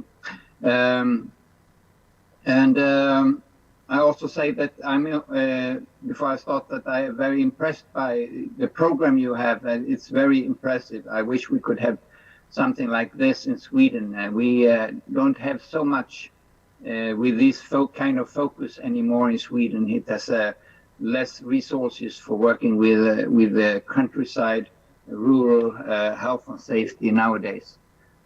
Okay, yes, thank you for my good, very nice presentation. I'm working at one of the campus that belongs to the Swedish University of Agricultural Sciences. It's a small campus in the very south of Sweden, close to the city of Malmö. And across the water we have Denmark, so it's in the very south of Sweden. And the structure of Sweden, it's a small country. We have about 10, 11 million people in Sweden, and slightly more than 80,000 people only working, less than 10%, 2% is actually working on agriculture. And we have another type of climate, as you understand, than you have in Indonesia. We have a quite cold winters and so on, so it has to be adapted to that in another way to be a farmer here. We have to challenge you have other challenges, and we have challenges with also the climate and so in different ways. Today I'm going to say a little bit more, as you say, about ergonomics, and ergonomics has been a historical issue as well. I mean, this is just the development of. I mean, if you talk more general, it's a problem that have been developed over the year. You see the ladies here in the old days when they were doing the laundry. They went to the nearest lake and worked with the laundry, and then they find other ways of doing the work. They could be you don't have to go into the water. Have working like this, and further ways they could even have, as you could see the man here and the woman here. They made put barrels here so they could have a good position. They didn't have to bend over as much anymore. So they invented solutions on their own, even in the old days, in how to improve simple ergonomics by thinking about how can we improve the working conditions so we don't have to work that hard in a manual way anymore. And then, of course, there was introduction of different type of mechanization and both in small scale as at home or in the area where you live, sharing with others, or in industrial ways of cleaning clothes and things like that. So I mean, there have been always a process in all kinds of activities that people are thinking about how to improve ergonomics and how to make it more favorable. Going over to agriculture, we still, of course, have a lot of problems when it comes to working with in ergonomical poor situations, such as when you grow crops on the ground. That's a classical issue worldwide, really, when you talk about how can we improve working conditions for people working when we grow crops on the ground, especially when you have crops like horticulture products. You can't have large scale harvesters and things like that. You still need to have a lot of manual work nowadays. In most countries, I think there are, of course, different solutions. We have the problems on bending and squatting and standing, and there have been different ways of dealing with this. And this is an example of asparagus, manual harvesting. It's not a very favorable situation, and so farmers, they've been thinking about how can we improve the situation. And innovative farmers on their own, they have developed solutions, small but quite complicated or advanced solutions, small machines, and how to find a situation where you can sit and have it at least a little bit of better solution. And this man has also added some protection at the same time, because when you're working out in the field, of course, there's quite a heat exposure, even in Sweden, some days in the summer. There has also been other solutions on ground, working with harvesting strawberries and things like that. There is another solution with a technical solution where you have a machine that you can lay down and picking or planting or weeding or harvesting. But you will see them quite few places, because it's a quite advanced and expensive machines. But there have been different type of solutions there that people have tried to market and find large farms that could buy them. But of course, you could think in other ways of changing the way you grow your products. I mean, some have worked. We use a lot of greenhouses in Sweden as well because of the climate and so on. And of course, when you have the crops inside, you can maybe put the crops on the tables, and you can work in a stand-up position when you work with the work. So if that's the situation, you don't have to bend when you're working with those kind of crops where you have it standing up. So I mean, have been some solutions for different crops in small scale. Of course, it's not maybe very large situations. And there has also been all different kinds of technical solutions there to utilize the space inside the greenhouses in a more effective way, because heating up the greenhouses are quite expensive, so you have to be creative, and this is kind of a roulette system to have them in different layers and grow, and at the same time the crops could have access to good sunlight and so in all the same situation.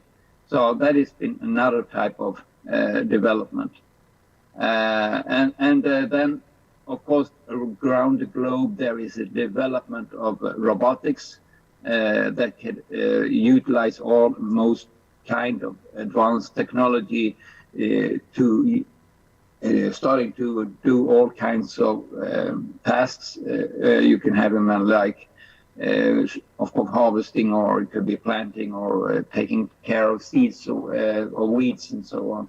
So there's an interesting development, but it goes slowly. I mean, this is some of the pictures here. I'm sure they are 20, 30 years old. So I mean, the development has gone on for many years, and still we don't see it as a common solution anywhere in the world. It's interesting, but still to come in development.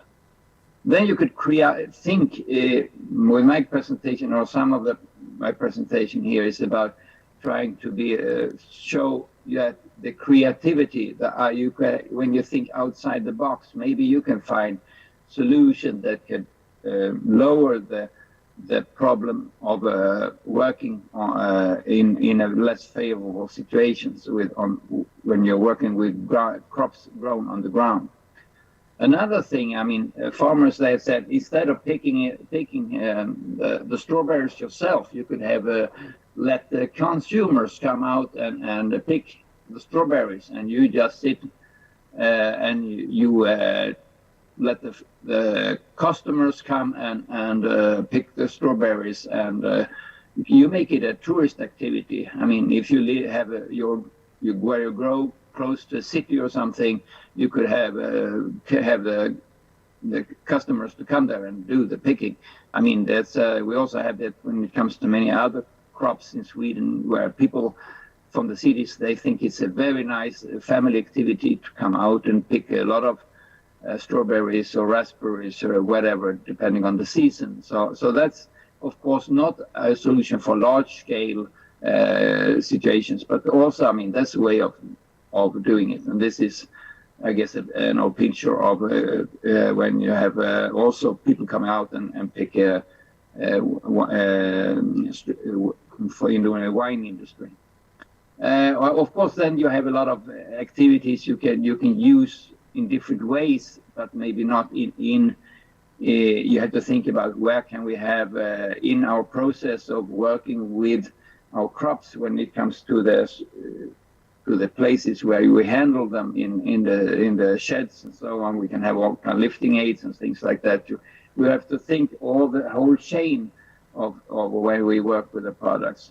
Also, nowadays we have different type of new ways of growing the products. This is tomatoes. If you let them grow inside the greenhouses and so on, and you let them grow, you can have the plant that goes.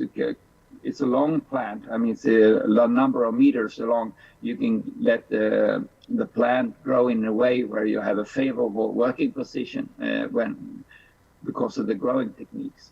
And also nowadays we see that when you grow like apples or in orchards, you see that they have another type of growing technique where you don't have to climb that high up in the trees, in the apple trees anymore. Most of the apples are within a favorable work height. So that's a way of thinking about how can you grow crops in a way where you also can have better working positions. And of course, if you have situations like in the wine industry, nowadays it's also say you could buy, when you buy wine that's been handpicked, you can also have a higher price of the product because you say, well, we take better care of our products when it's handpicked, and then we can have a higher price, and you can use that high prices. You can of that benefits for the farmer, for the seller of the wines that can invest more into the working conditions, because in some cases, of course, manual work is also higher quality of the product. So, I mean, we should also let the customers know that manual work is higher price, it takes more efforts from the workers, and then we should also pay a higher price compared to a large-scale machine utilization of when you're harvesting or deal with the products.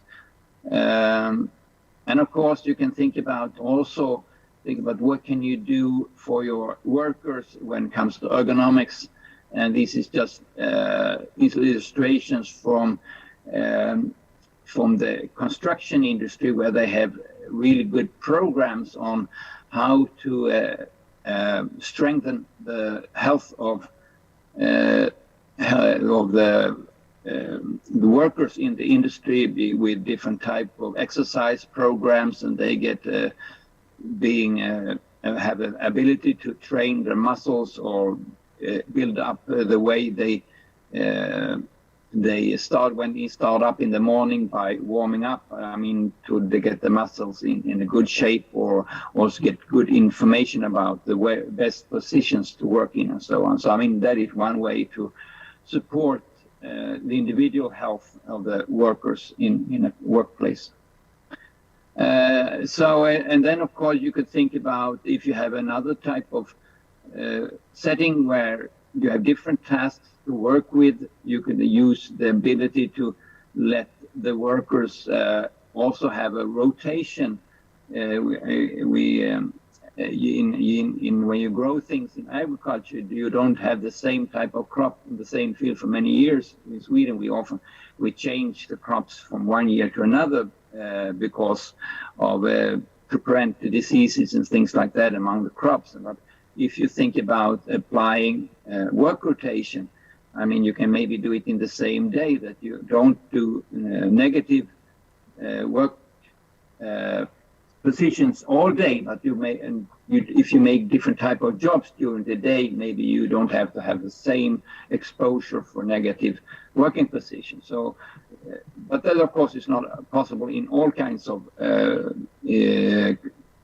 situations where a company have growing things or sell things. But if you have it, think about, can you change the day during the workday so that they do different things of manual tasks, but in different positions. We can also think about if people have get more education, maybe they don't only have to do the manual work, they can do the other things. They can make maintenance work, or they can maybe use tractors to collect the harvest and things like that, or to the maintenance work, or whatever in the company. So if you can educate your workers, and in Sweden we often don't have very large farms with many workers, only maybe in the season when you have harvesting, but otherwise we try to apply a way that people do different type of works on the farm. So if that's possible, you could have a day or a week with different type of working tasks, and that could be better for your body.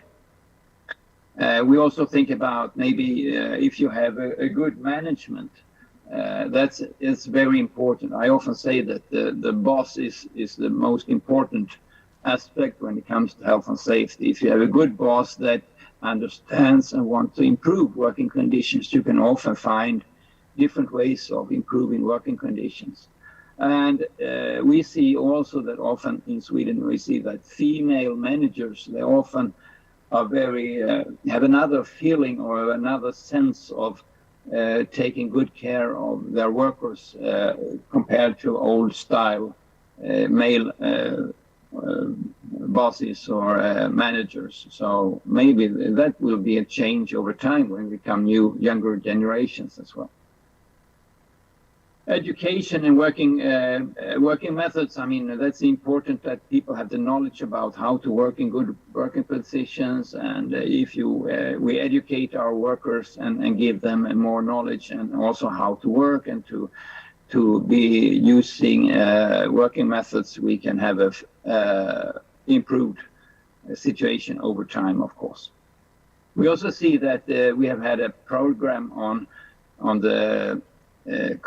this chain of food chain, where we have agriculture, we have the processing industry, transport, trade and commerce, and restaurants and catering. There's a long way from, often depending on the product, of course, but sometimes there's a long process of, and you have a number of different jobs along the food chain. But all these people working in the food chain here, they have knowledge, and they know the products, and they have a different kind of knowledge as well. So we have had a program where we're trying to make people aware of, maybe you should not stay working in one part of this industry, one of the industries all your life. You should maybe also change where you're working. Find, if you're working in agriculture, your knowledge about the products maybe be very good to have when you work in trade or commerce, or work in a restaurant. If you have been working with animal or products and so on, that's very good to have that knowledge. And if you turn into a chef or something, working in a restaurant or something like that, so it's to take good care of the knowledge and the competence in the food chain that can be utilized also to improve the working conditions for people during their work life, so that you can think about, where can I use my knowledge and my professional knowledge about what I've been doing. And so that's one way of thinking outside the box, maybe.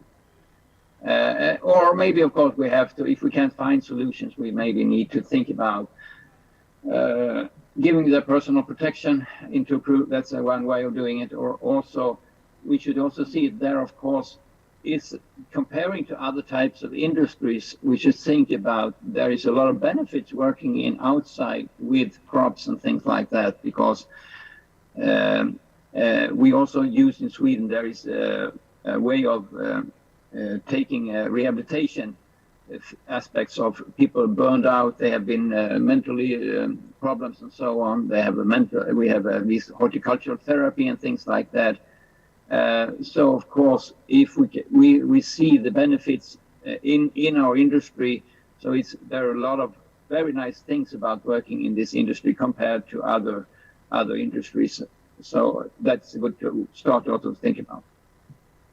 Conclusion is that we need to find solutions. If we think about ergonomics in agriculture, we need to think about that. There's a lot of ways to find solutions. If we think outside the box, we can work with ergonomics in agriculture and horticulture in different ways when we think outside the box. But we all have to be involved and try to find solutions depending on our situation.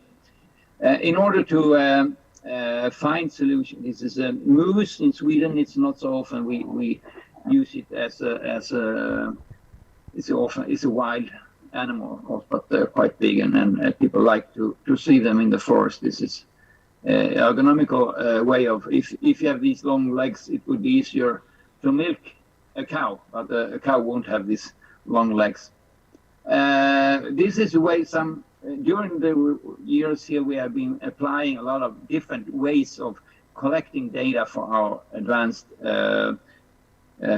ergonomical studies we've done at the university. We have used a lot of mail surveys. That's one of doing it. We're using mail surveys to see what kind of problems are there among farmers, and so we have done studies and also among farm workers and horticulture workers and things like that. So we have quite a lot of data, not up to date really, but we have done it over years quite a lot. Showing that comparing with other industries, we have seen that like a female farmers here, they have a lot of problems compared to other industries, and also compared to males. We see that they have a lot of problems in our industry. We have used a lot of observation studies.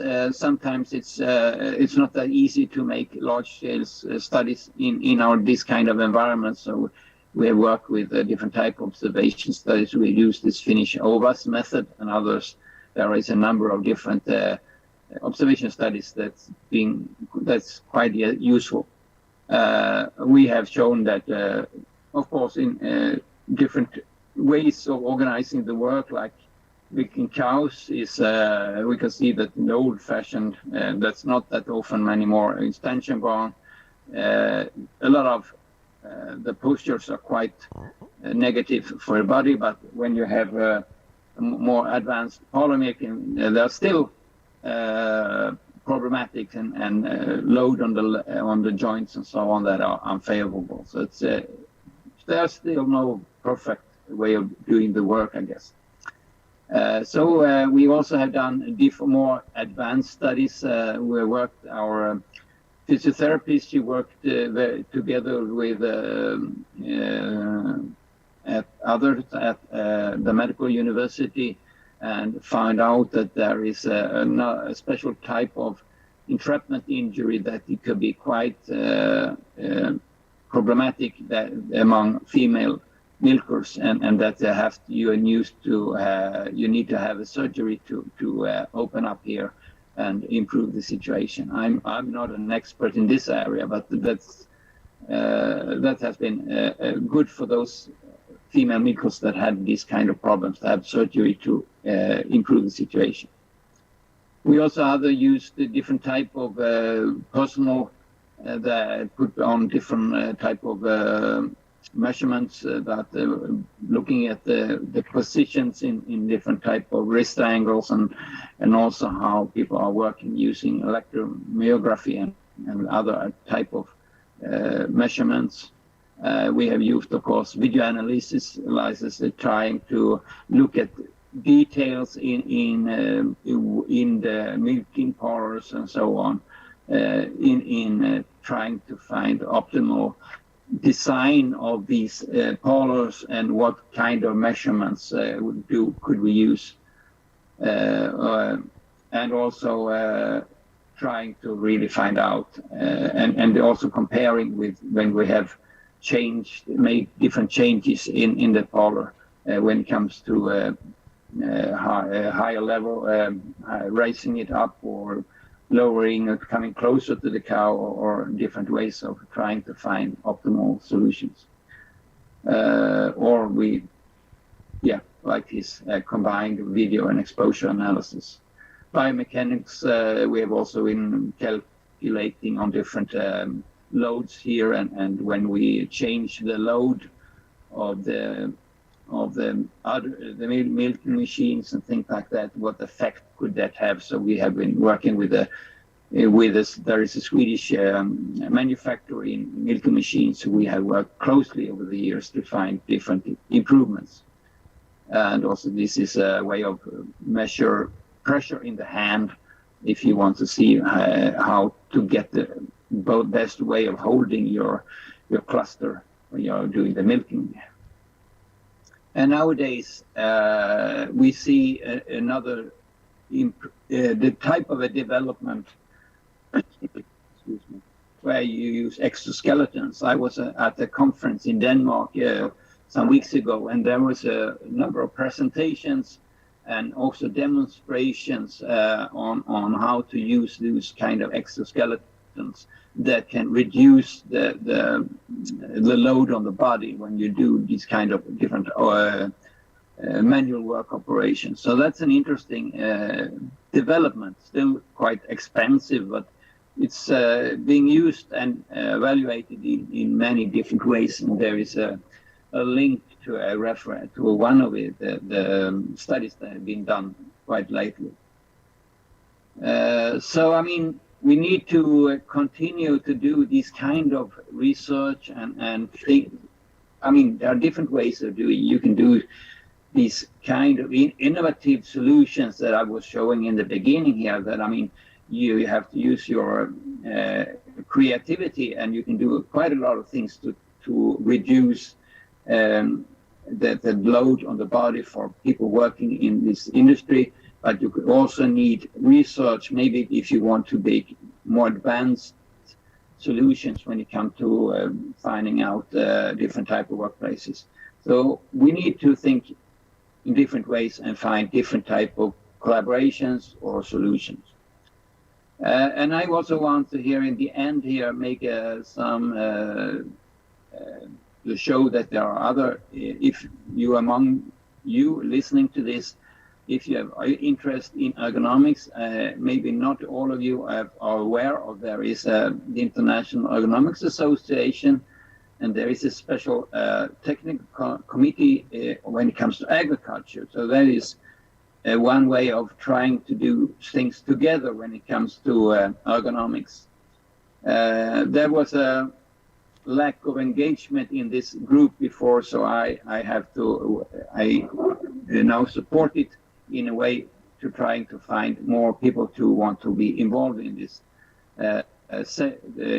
committee here. And there is a goal for this committee is also to meet in person. The most of us have a chance when there is, and the next large conference on ergonomics will be in Korea, in South Korea, in 2024. So I thank you if those of you have an interest, could be interested to join this.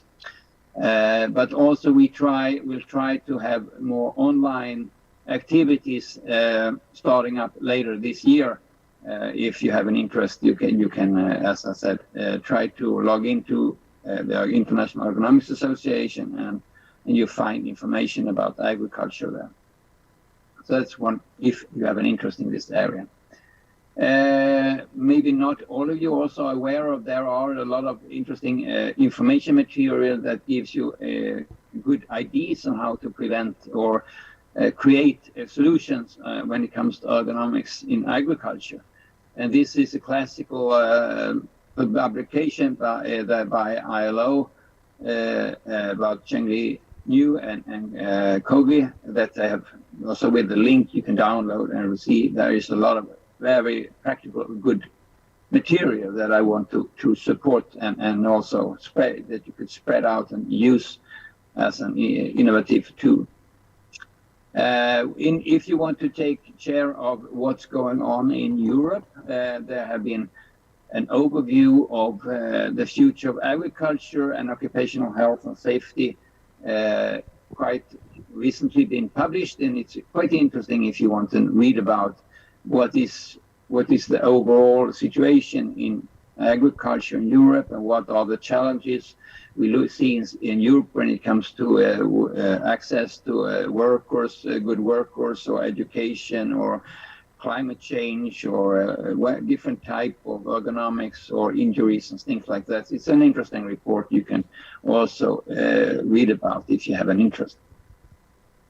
In Sweden, we have been working over years with these different concepts where you have had farmers' occupational health services, but it was too expensive, so they closed it down, and we had to have different type of campaigns over the years and so on. But no, at the moment there's quite little bit going on. So although it's only the farmers' organizations themselves that have activities really, and at the university, so research is nowadays not very so much anymore. It's not the same of resources. But the minister in Sweden, Minister of Agriculture, have made a decision that we should use money from the European Union that is coming to Sweden to improve the working conditions in agriculture even more for the next 5 years.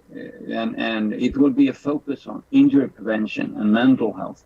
Injury prevention can, of course, also have the ergonomical aspects, of course. But we see that a lot of farmers, they are having mental health issues on different reasons because of things that are with climate change or economical issues or family issues or whatever it is. There are a lot of things, and when you have mental problems, it's also more likely to have injuries. So that's an important in this new program.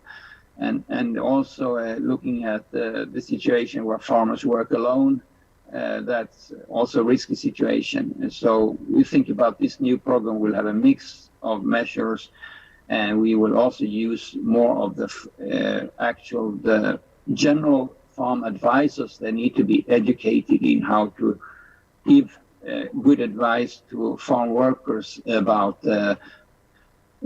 how to improve the working conditions on the farms and where you grow things for different type of production in these industries. So thank you very much. I hope it gave you some ideas and some reflections about possibilities when it comes to health and safety and ergonomics in agriculture. Thank you very much. Thank you, Professor Peter Lundqvist, for your outstanding and excellent presentation about the ergonomic in agriculture. We already have several questions here in the Zoom chat. First question is from Dr. Erma Sulistianisi from the University of Jember. When the first time farmers were introduced with some modern equipment, what is the most challenging part and what we can do to dealing with it? Well, yeah, of course. Every time you make a change or introduce new solutions, especially introducing new technology, you have to be aware that you also have a risk of introducing new risks. I mean, that's a very well known that every time you make changes, there could be a new risky situation. So you have to evaluate this new type of tool, if it's a hand tool or if a mechanical tool solution or whatever organizational solution. You have to think about what could be the new risks of this situation. And of course, in Sweden, we are well known to have legislation that all tractors must have a rollover protection, and we are a country that have had this demand for over 60 years now, and of course it has saved a lot of lives.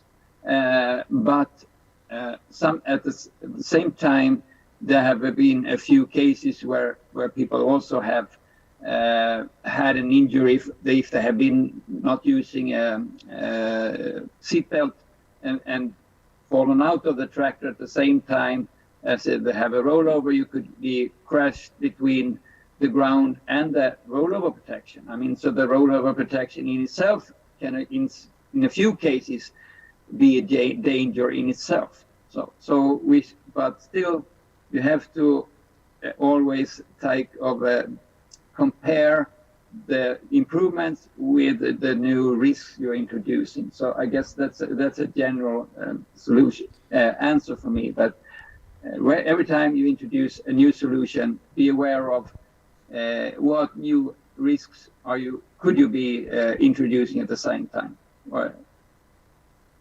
Yeah, thank you, Professor. Because part of that question, Professor, because our Indonesian farmer is an introvert about the health, and when we change the traditional agricultural work to the modern agricultural work using a robot, we are facing a new challenges like job vacancies for our farmer.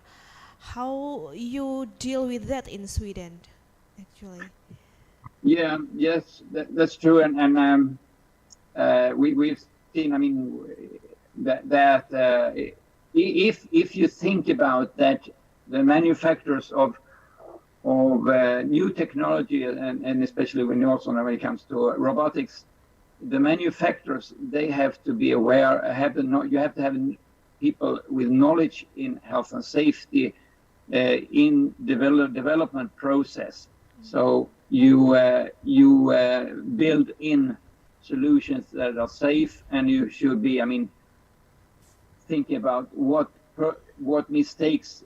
I mean, you should be allowed to make mistakes when you're a worker or farmer using advanced machinery like robotics, and so it should not be possible to harm yourself. You should try to have that technology built in that way that it's safe for the users. When robotics were introduced in the industry in the first time, there were a lot of safety zones around and the robotic solutions because of all the dangers with the robotics. But nowadays we see that robotics are used very close to where people are working, or people are working together with robotic solutions. So there has been a very good development, I would say, that robotics could be developed in a very safe way. So it might be, I think robotic solutions will be even more safe than working with other type of machines in our industry. We work with use all kinds of tractors or machinery and so on. They are not foolproof. I mean, when we make a mistake using these kind of machines, it could be fatal, or we can have very serious injuries.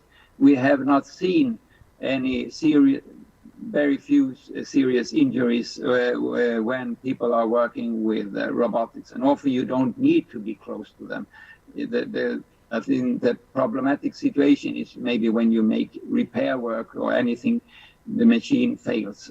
So you have to be careful in these situations. But I see it's a quite good development in those where I have seen or heard about. But of course, we have to be very careful. Thank you, Professor. And then we have another question.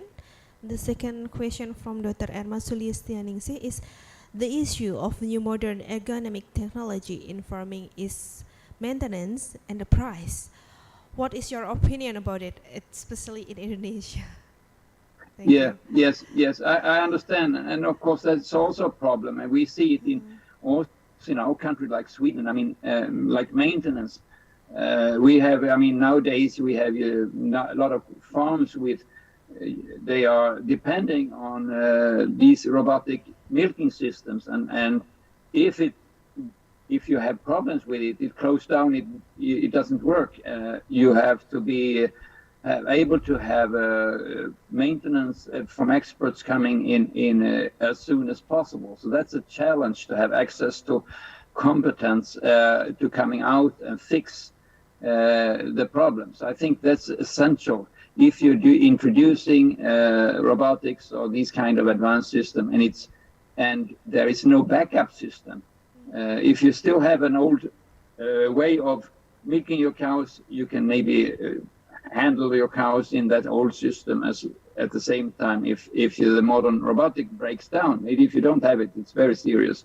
So I think it's also important that you think about what support can you have, that if you should know, if you buy something, if you use something, you should be aware of, you have to have access to maintenance or experts that could come and fix it. Otherwise, it could be a very big problem, because sooner or later you will have problems with your new advanced technology, and so you have to have access to the experts that can fix it. And then of course the cost, that's very problematic and very expensive. When it comes to automatic milking, which is the most used type of robotic systems in Sweden, we see that family farms, they see that if they buy one of these robotics, they can handle all the cows themselves. They don't need to have an employee anymore. So they see it's the same cost as having an advanced employee with good education. So you take away the worker and have this kind of robotic system, and you don't have to work that much yourself anymore. You don't need to have that extra workers. So it have to be really a benefit when it comes to cost of the labor costs. It has to save money there, and it has to have other benefits. So maybe you can produce more in a certain time, or so there have to be a lot of benefits in order to invest. I think in new technologies, you have to make calculations that you can afford it.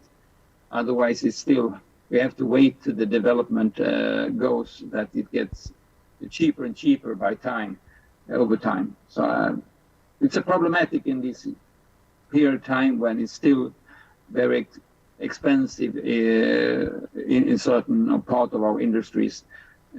But for the future, I think there is an interesting development. Thank you, Professor.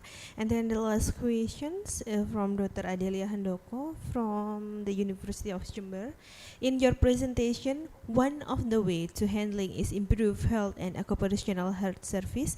Is there any routine schedule for screening or physical examination for health complaints, especially in Sweden? And because she thinks that in Indonesia, farmer only go to the doctor or medical service when he has a complaint of illness. Thank you.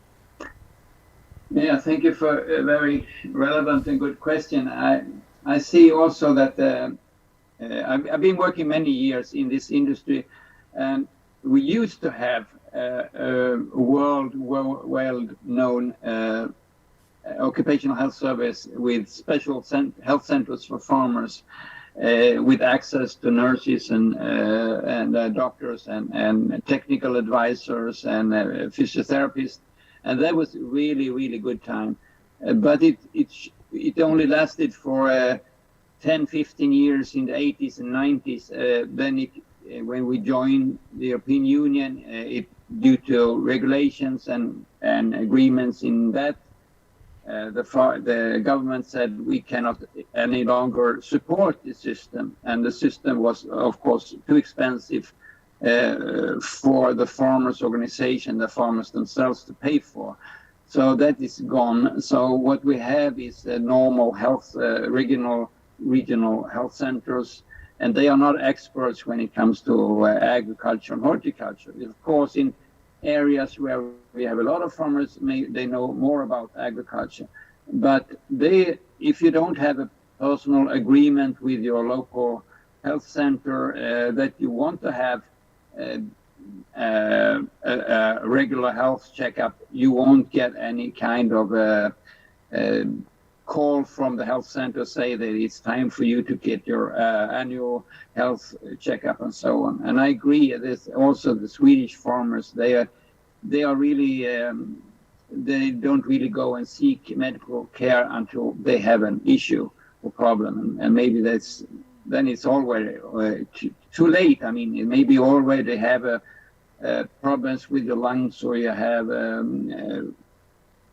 problems with your hearing, or whatever it is. When they don't go down until they have a serious problem. Unfortunately, even if we try to encourage them to seek medical help when they have in advance. Thank you, Professor. And no other question? Maybe in this auditorium, do you have a question to Professor Peter?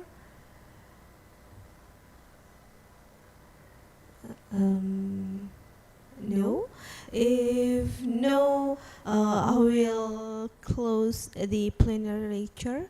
Thank you, Professor Peter Lewis, PhD, for the outstanding speech. And before we go to the next parallel session, I will give you the electronic certificate. Please, the committee, share this certificate. here your certificate to Professor Peter Lundqvist, PhD.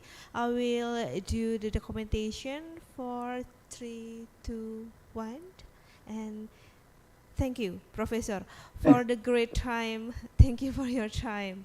Have a nice day. Thank you very much. Yeah, thank Good you. luck with your continuous program here. Thank you very much. Yes, we will contact you after this probably. Thank you, Professor. Yeah, and thank you for today's plenary lecture.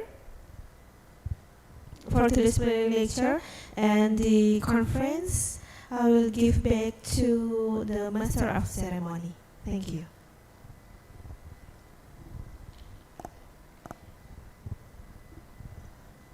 Thank you very much, Dr. Pulang, for guiding us for the plenary session today. And before we end this great time with Dr. Pulang, we will give you a certificate. Maybe to committee, please show the certificate for Dr. Pulang. Documentation in my comment. 3, 2, 1. Once more. 3, 2, 1. Thank you.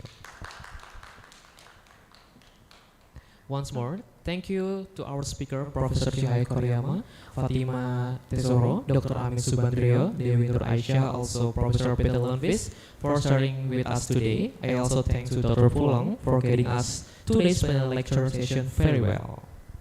We inform for all participants and audience to fill out the attendance list. Please access attendance form on Zoom chat because it is a requirement to achieve your e-certificate. Next agenda are parallel session with topic herbal medicine that will be guided by Dr. Eni Suswati, Master of Health. To all participants and audience, please follow the parallel session because there will be a best oral presentation and door prize announcement and closing at the end. Before stepping on to the next agenda, there will be lunch break first. All participants and audience, please join the room Zoom again at 1 p.m. Indonesian time. Thank you and see you in an hour. Wassalamualaikum warahmatullahi wabarakatuh.